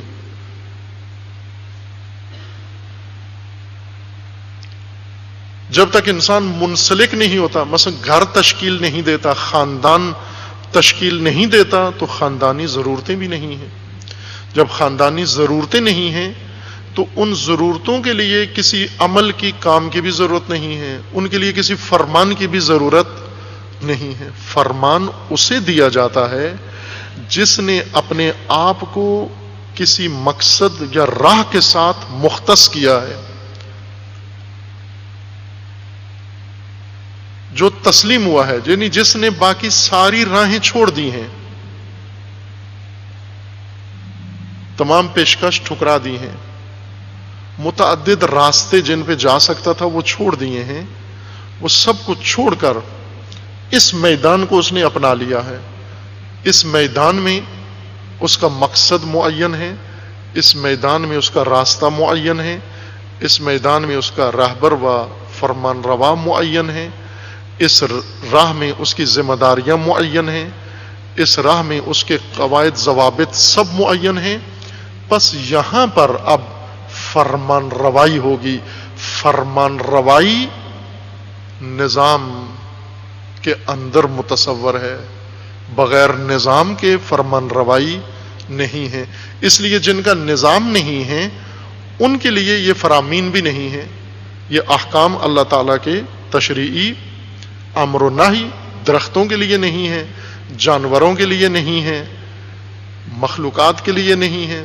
وہیں کہ وہ وزن میں زیادہ ہیں، وہ تعداد میں زیادہ ہیں، وہ تاثیرات میں زیادہ ہیں، لیکن اس کے باوجود ان کے لیے یہ فرامین اللہ کی جانب سے صادر نہیں ہوئے۔ کیوں؟ اس لیے کہ وہ اس راہ کے اوپر نہیں ہے، اس میدان میں نہیں ہے، اس میدان سے باہر ہیں۔ حیوانات کے لیے کوئی قانون نہیں ہے، بھیڑ بکری کے لیے کوئی قانون نہیں ہے، جنگلی جانوروں کے لیے کوئی قانون نہیں ہے، انسان کے لیے قانون ہے۔ انسان کے فرمان روا نے، الہ نے اس کے لیے قوانین بنائے ہیں۔ کیوں بنائے ہیں؟ چونکہ فرمان روائی ایک نظام کے اندر متصور ہے۔ انسان کو اللہ نے ایک نظام میں خلق کیا ہے، ایک نظام کے لیے خلق کیا ہے۔ اس نظام کے ساتھ منسلک ہونے سے وہ اس مقام پہ آ جاتا ہے جہاں پر اسے اب امر کیا جاتا ہے، مامور بنایا جاتا ہے، اور وہ اطاعت کرتا ہے اور رضا اور رغبت اس کے اندر پیدا ہوتی ہے۔ لیکن جب اس نظام کے بغیر ہوتا ہے، ریوڑ کی طرح ہوتا ہے، بھیڑ بکریوں کی طرح ہوتا ہے، بھیڑ بکریوں کو بے شک امر کریں ان کی بلا سے، انہیں ضرورت ہی نہیں ہے، امر کو اپنی ضرورت نہیں سمجھتے۔ کیا رسول اللہ کے لیے یہ آسان نہیں تھا کہ مدینے تشریف نہ لاتے؟ اسی طرح ہر شہر میں کچھ عرصہ گزارتے، مکہ میں رہے 13 سال، بعثت کے بعد مکہ میں تشریف فرما ہوئے۔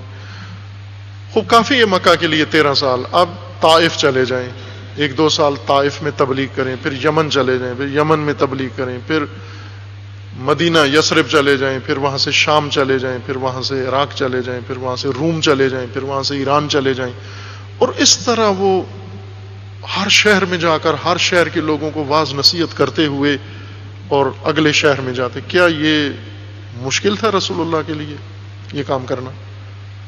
جو کیا اس سے آسان تھا یہ کام۔ یا ایک جگہ پر بیٹھ کر تعلیم و تعلم کا سلسلہ جاری رکھتے اور لوگ آتے، پڑھتے پڑھاتے، پھر آ کے اپنے اپنے میدانوں میں جا کے فعالیت کرتے۔ کیوں؟ حضور نے مکہ میں احساس کیا کہ مکہ مناسب نہیں ہے، نہ حضور نے بلکہ اللہ نے فرمایا کہ مکہ اس مقصود کے لیے موزوں نہیں ہے جس کے لیے رسول اللہ کو مبعوث فرمایا گیا ہے، جس کے لیے رسول اللہ کو یہ مقام و منصب عطا ہوا ہے۔ اس عمل کے لیے مکہ موزوں نہیں ہے۔ وہ کیا عمل ہے؟ نظام۔ نظام کے لیے تیار نہیں ہے۔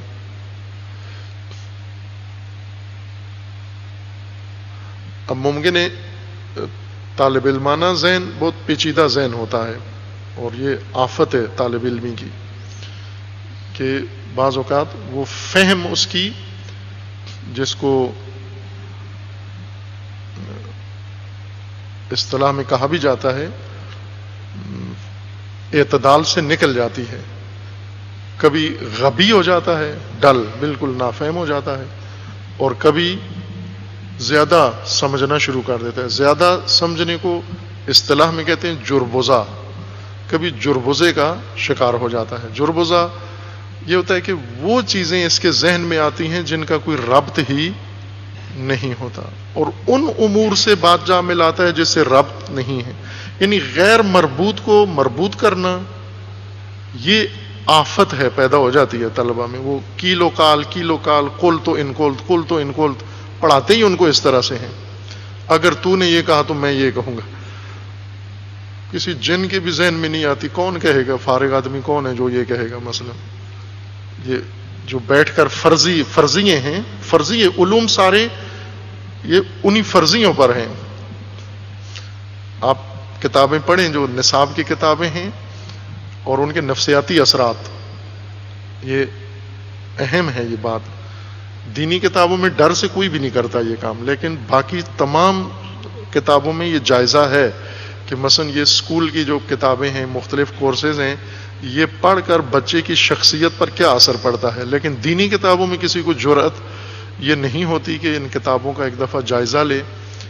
ایک صحافی، ظاہراً مجھے یاد ہے قم مقدسہ میں پڑھتے تھے کافی سال پہلے، جب یہ قتل و غارت کا آغاز ہوا تھا، تو اس وقت وہ وہاں زیارات کے لیے گئے یا کیسے، وہاں ان سے ملاقات ہوئی، تو یہ انہوں نے نقطہ بیان کیا اور بہت معزوز ہوا میں ان کے اس صرافت پر.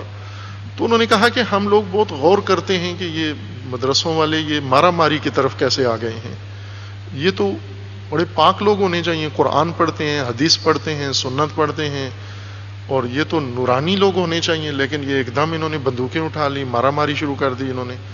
تو یہ کیا ہوا؟ کہتے ہیں پھر کسی نے ان کے نصاب کا جائزہ لیا کہ یہ سلیبس جو پڑھتے ہیں ان کو پڑھایا کیا جاتا ہے. تو دیکھتے دیکھتے ان کی پہلی کتاب کی طرف گئے کہ شروع جب کرتے ہیں کہاں سے، تو شروع کرتے ہیں یہ صرف سے، علم صرف سے، امثلہ سے. اور امثلہ میں پہلی گردان جو ہے وہ ضربہ ہے. تو ضربہ کا مطلب کیا ہے؟ اس نے مارا، اسے ایک مرد نے مارا. پھر یہ کافی نہیں ہے، ضربہ ان دو مردوں نے مارا، ضربو ان سب مردوں نے مارا. پھر مردوں نے مارا تو عورتیں بیکار تو نہیں ہیں، ضربت اس ایک عورت نے مارا. پھر ضربتا ان دو عورتوں نے مارا. پھر ضربنا وہ ساری عورتوں نے اٹھ کے مارا. پھر باقی بھی تو فارغ نہیں ہے.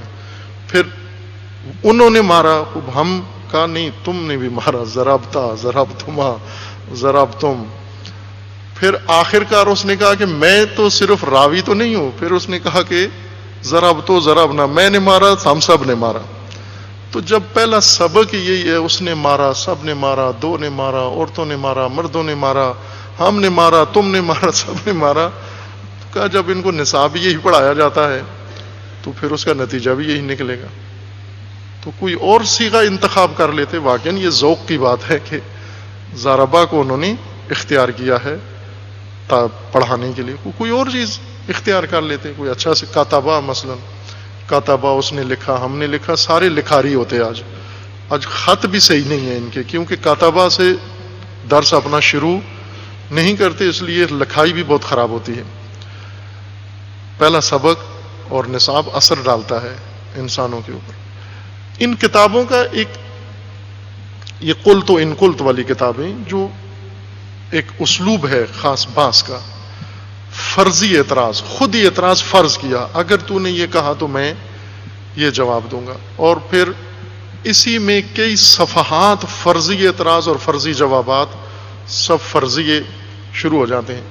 ایک مومن نے مجالس میں پہلے توفیق تھی، اب سلب ہو گئی. وہ ایک پربرکت سلسلہ تھا تبلیغ کا، مجالس کا، مومنین کی خدمت میں حاضر ہونے کا، جو ختم ہو گیا. اب معلوم نہیں دوبارہ نصیب ہوتی ہے یا نہیں. ایک اس کے اندر ایک اور پربرکت سلسلہ یہ تھا کہ جہاں زیادہ ایام کی مجالس ہوتی تھیں، کچھ وقت سوال جواب کے لیے رکھتے تھے تاکہ مومنین جو سنا ہے یا جو بھی پوچھنا چاہتے ہیں اپنے دین کے بارے میں، اپنی زندگی کے بارے میں، وہ پوچھیں. اکثر پوچھتے تھے وہ اس طرح کے سوالات مختلف زندگی کے شعبوں سے پوچھتے تھے. دلچسپ سوال بھی پوچھتے تھے مومنین کبھی کبھی کہ یہ ایسے کیوں ہے، ایسے کیوں ہے. ان میں چونکہ اکثر موضوع ہمارا نظام، ولایت، امامت یہ ہوتا ہے تو اسی بارے میں پوچھتے تھے. تو ایک مومن نے یہ سوال کیا کہ اگر فرض کریں کہ عراق میں ولایت فقیہ کا نظام قائم ہو جاتا ہے، فرض کریں، اور ایران میں بھی ولایت فقیہ کا نظام ہے، تو یہ دو ولی فقیہ آپس میں کیسے سمجھوتا کریں گے؟ یہ ایک ہوں گے، یہ دو ہوں گے، یہ مختلف ہوں گے؟ یہ طالب علمانہ ذہنیت ہے، کسی عوام میں بھی پیدا ہو سکتی ہے، چونکہ ایک حالت کا نام ہے، یہ کسی پر بھی طاری ہو جاتی. فرض کر لیا اس نے جھگڑا، دو ولی فقیہ کی جنگ، ایک موجود ہے ایک نہیں ہے، فرضی ہے. فرض کیا اور کہا کہ اب اس پہ جواب دیں کہ اگر دو ولی فقیہ ہو جائیں تو کیسے ہوگا مسئلہ.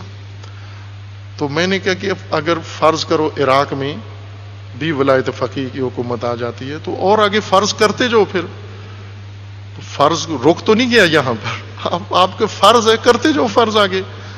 فرض کرو اور ایک نظام ولایت فقیہ قائم ہو جاتا ہے، فرض کر لو کہ وہ نظام ولایت فقیہ اسی سے مربوط ہو جاتا ہے، فرض کر لو وہ ہو جاتا ہے. تو فرض سے آپ جو موجود ہے اس کے بارے میں حل کر لیا ہے مسئلہ مشکل، اس کے ساتھ تعلق اپنا جوڑ لیا ہے، جو فرضی کو آپ لے کر اب حل کرنا چاہتے ہو.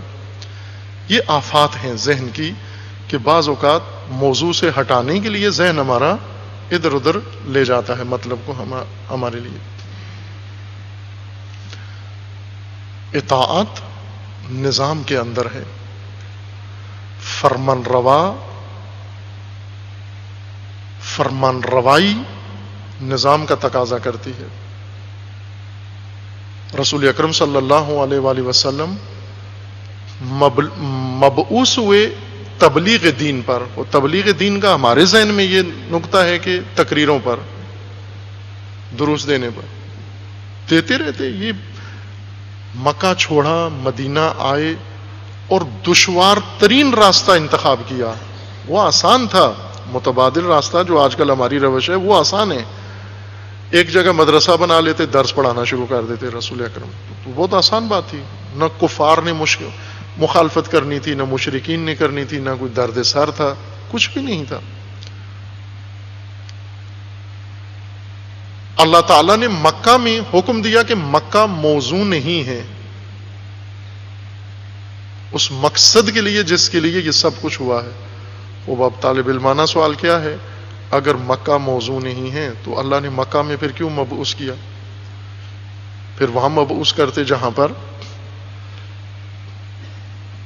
موزوں تھا. پہلے ہی مدینے میں بعثت ہوتی، مکہ میں مبعوث ہو کر مدینہ میں ہجرت کی تو یہ ہجرت کی سختیاں بھی نہ ہوتی، مکہ کی تکلیفیں بھی نہ ہوتی. یہی اوس و خزرج پہلے تھے، یہیں پر پیدا کرتے، یہیں پہ مسئلہ حل تھا سارا. مکہ میں جس لیے پیدا کیا اور مدینہ میں جو کچھ ہوا وہ یہ نہیں تھا کہ مکہ موزوں نہیں تھا، مدینہ موزوں تھا پہلے سے، نہ عزیز من. اور رسول اللہ نے مکہ میں کوشش کی، مدینہ میں کوشش کی، یا ایک جگہ زیادہ کی ایک جگہ کم کی، یہ نہیں تھا فرق لوگوں کا تھا. نہ رسول اللہ کا فرق تھا، نہ مکہ کے پتھروں کا، اور نہ مدینہ کی مٹی کا فرق تھا. مکہ میں بھی یہ کام موزوں تھا اگر مطیع ہو جاتے، مان جاتے. مدینہ میں بھی یہی کام ممکن تھا، جو مان گئے اور مطیع ہو گئے، تابع فرمان ہو گئے. پہلے سے زمینیں آمادہ و لوگ آمادہ کر کے نبیوں کو نہیں بھیجا جاتا، خود انبیاء نے امت سازی کرنی ہے. مکہ میں جتنی امت سازی ممکن تھی وہ ہو چکی تھی، اس سے زیادہ اب گنجائش نہیں تھی. ختم اللہ علی قلوبہم، باقی نہیں تھے اب اس قابل. جتنا وہاں سے استخراج ہو سکتا تھا وہ سب کر لیا، وہ سرمایہ نکال لیا رسول اللہ نے. اتنا ہی تھا وہاں اس وقت کے لیے. باقی ابو جہلی ابو لہبی مسلک تھا وہاں پر.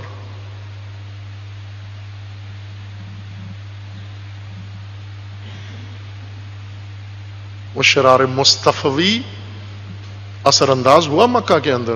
اتنے ہی تھے جن کے اوپر اثر ہونا تھا جو ہجرت میں ساتھ آ گئے. باقی نہیں تھے آمادہ, ہوئے نہیں آمادہ. اور انتظار نہیں کرنا چاہیے ابو لہبی مزاج کا کہ ابو لہبی مزاج بدلے گا, اور رسول اس وقت تک انتظار کرتے رہیں, بیٹھتے رہیں کہ ابو لہبی مزاج یہ کب چھوڑتے ہیں. اس کا انتظار نہیں کرنا, بلکہ دیکھ لیں کہ اگر یہ ابو لہبی مزاج رکھتے ہیں, یہ شہر ابو لہبی ہے, خوب دوسری آبادیاں, چونکہ پوری زمین کے اوپر موجود بشریت کے لیے یہ پیغام ہے. اور یہ نہیں کہ مدینہ میں اگر یہ نظام قائم ہو گیا ہے تو اب باقی جگہوں کی ضرورت پوری ہو گئی ہے. نہ, ہر شہر میں اس کی ضرورت ہے تکرار ہونا.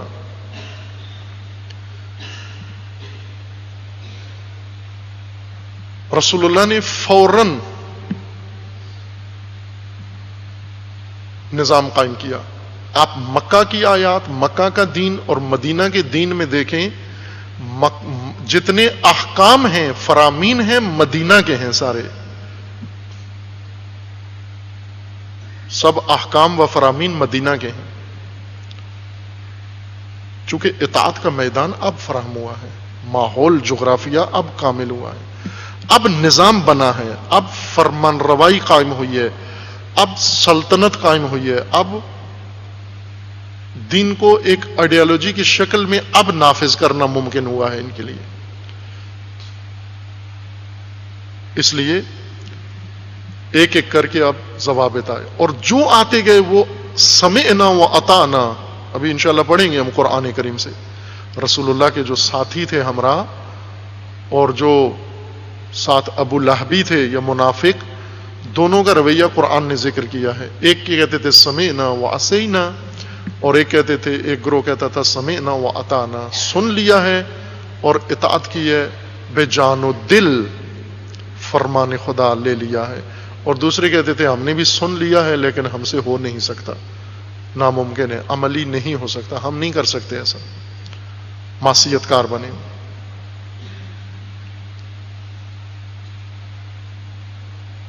اطاعت نظام پیدا کرتا ہے, اور نظام سے منسلک شخص مطیع ہوتا ہے. اگر نظام سے باہر چلا جائے اس کے اندر بغاوت آ جاتی ہے, اور وہ بغاوت اس کو یا نیم مسلم بناتی ہے یا بالکل ہی بے دین بنا دیتی ہے, اطاعت کے دائرے سے خارج کر دیتی ہے. نظام کے اندر رہنے سے اطاعت آتی ہے انسان کے اندر, ماحول کے اندر رہنے سے اطاعت پیدا ہوتی ہے انسان کے اندر.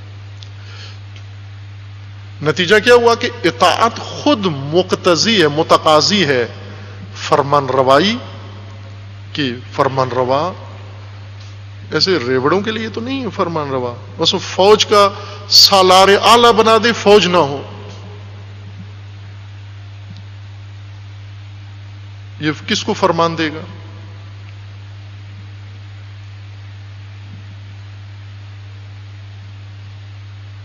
جس طرح امیر المومنین علیہ السلام کا فرمان تھا کہ لا رأی لامیر لا یطاع, جس امیر کی اطاعت نہ کی جاتی ہو, فرمان نہ دیا جاتا, اس کی کیا رائے ہے؟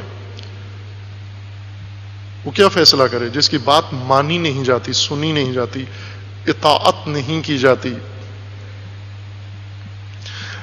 اب ہم نے جو طریقہ روش دینداری کی اپنائی ہوئی ہے, اس میں اطاعت, قرآنی اطاعت یعنی تمام فرامین خدا بجا لانا, ہماری اس منتشر حالت میں امت کے بغیر, امت بنے بغیر اطاعت, یہ تصور ہے ایک, یہ خیال خام ہے, نہ ہو سکتا ہے اور نہ ہوا ہے, اور نہ کوئی کرے گا اطاعت, چونکہ اطاعت کا محیط ہی نہیں بناتے ہم اسی طرح نسل اندر نسل رہنا چاہتے ہیں. اس لیے ہر چیز کے ساتھ سازگار ہیں, طاغوتیت کے ساتھ سازگار ہیں, فساد کے ساتھ بھی ہم ایڈجسٹمنٹ نکال لیتے ہیں. ہر قسم کے ماحول میں مسلمان اپنی جگہ بنا لیتا ہے. یہ کتنا فلیکسیبل ہے، ہر ماحول کے ساتھ ایڈجسٹمنٹ ہو جاتی ہے اس کی، جبکہ یہ پابند ہے ایک خاص ماحول کا.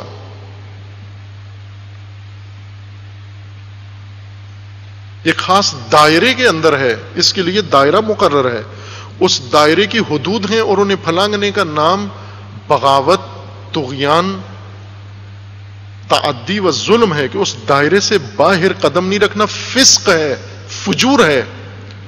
یعنی مومن کے گرد دائرہ ہے، اس دائرے کے اندر اطاعت ہے. جب دائرے سے باہر چلا جائے پھر اطاعت صرف ایک فرضیہ رہ جاتا ہے، صرف ایک مفروضہ رہ جاتا ہے.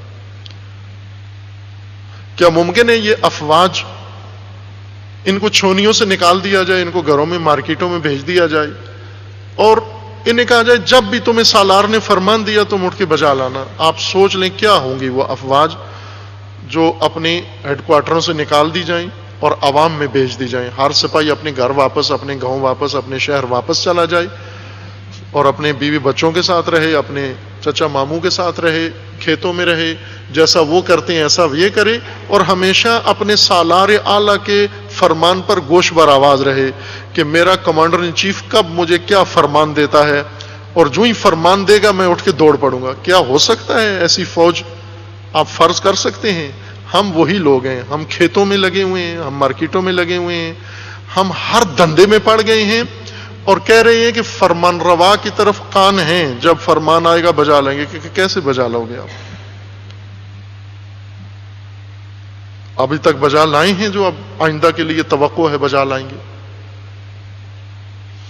اور یہ جو دین سبتی، اصحاب سبت والا دین ہے، نالیاں بنا کے پھنسا لیتے ہو، پھر مناسب موقعوں پر شکار کھیل لیتے ہو، اس کو دین کہتے ہو آپ؟ قرآن کہتا ہے یہ بندروں والا عمل ہے. اسی موقع پہ قرآن نے فرمایا تھا جو یہ کام کرتے ہیں ان سب کو اللہ کا فرمان ہے کونو قردۃ خاسئین. یہی اصحاب سبت کو اللہ کا فرمان ہے پست گھٹیا بندر بن جاؤ تم، ذلیل بندر بن جاؤ تم. یہ بندروں والی زندگی ہے. ان کو تو قرآن انسان نہیں کہتا جو اس طرح کا رویہ رکھیں کہ ہفتے کو نالیاں بنائیں اور اتوار کو شکار کریں. یعنی جن کی دینداری یہ ہو کہ وہ ہر غلط کام کے لیے ایک نالی، ایک ندی، ایک ذریعہ، ایک راستہ، ایک چینل، ایک کانال بنائے ہوئے انہوں نے ہر غلط کام کے لیے. ہر چیز کے لیے جواز، ہر چیز کے لیے فتویٰ، ہر چیز کے لیے کوئی نہ کوئی دلیل گھڑ کے رکھی ہوئی ہے تاکہ فرمان خدا کو ٹھکرا دیں، فرمان خدا کی خلاف ورزی کر کے پھر اپنے آپ کو تسلی دیں، اور تیاریاں بھی کر رہے ہیں جنت کے لیے، حوروں کے لیے.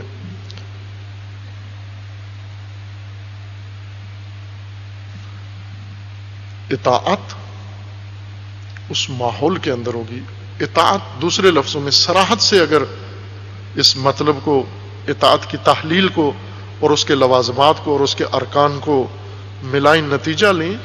اطاعت کہاں ہے؟ جہاں فرمان روا ہے اور جہاں فرمان بر. فرمان بر کا نام امت ہے اور فرمان روا کا نام الہ ہے اور اس کے منصوب کا نام رسول ہے اور اولی الامر یا امام ہے. امت در حقیقت شکل امت، یہ ڈھانچہ، یہ دائرہ اطاعت کا ماحول ہے، محیط ہے. اس کے باہر گمان ہے، تصور ہے، خوش فہمی ہے اطاعت کی. مانند اصحاب سبت عمل کرتے رہنا اور امت نہ بننا کتنا افسوسناک ہے. آج مسلمانوں کی حالت کتنی افسوسناک ہے. کیا بن گئے ہم؟ آج کفار باقاعدہ رسماً اسلامی ممالک کی سرپرستی کرتے ہیں، اسلام میں لیکچر دیتے ہیں. کفار کی فرمان روائی میں مسلمان ممالک، مسلمان سربراہان، مسلمان حکام، وہ بھی نہ تھوڑے بہت،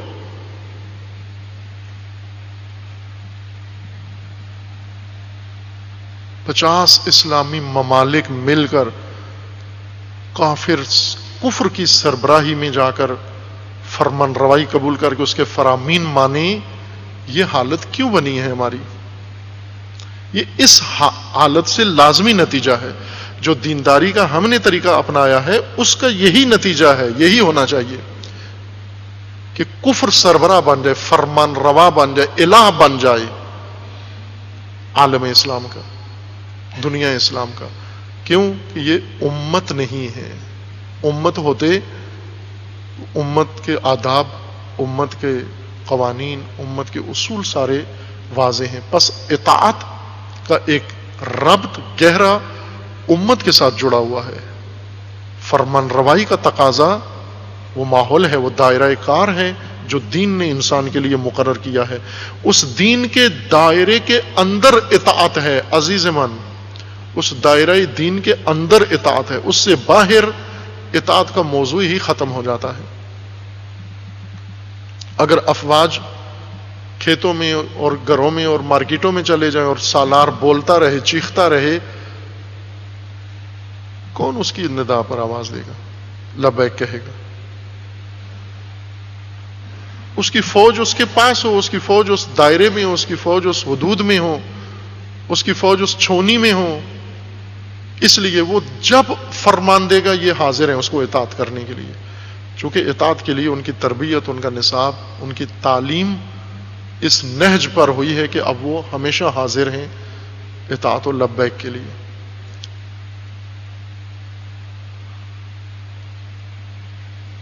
ہم اطاعت کو جہاں آ کر فٹ کرنا چاہ رہے ہیں، ہم معصیت کا نام اطاعت رکھنا چاہ رہے ہیں. ہم در حقیقت کوشش نعوذ باللہ یہ کرنا چاہ رہے ہیں نافرمانی کو فرمان برداری ثابت کریں اور عین فرمان برداری ثابت کریں. یہ تحریف ہے، یہ دین کے اندر گنجائش نہیں ہے اس چیز کی.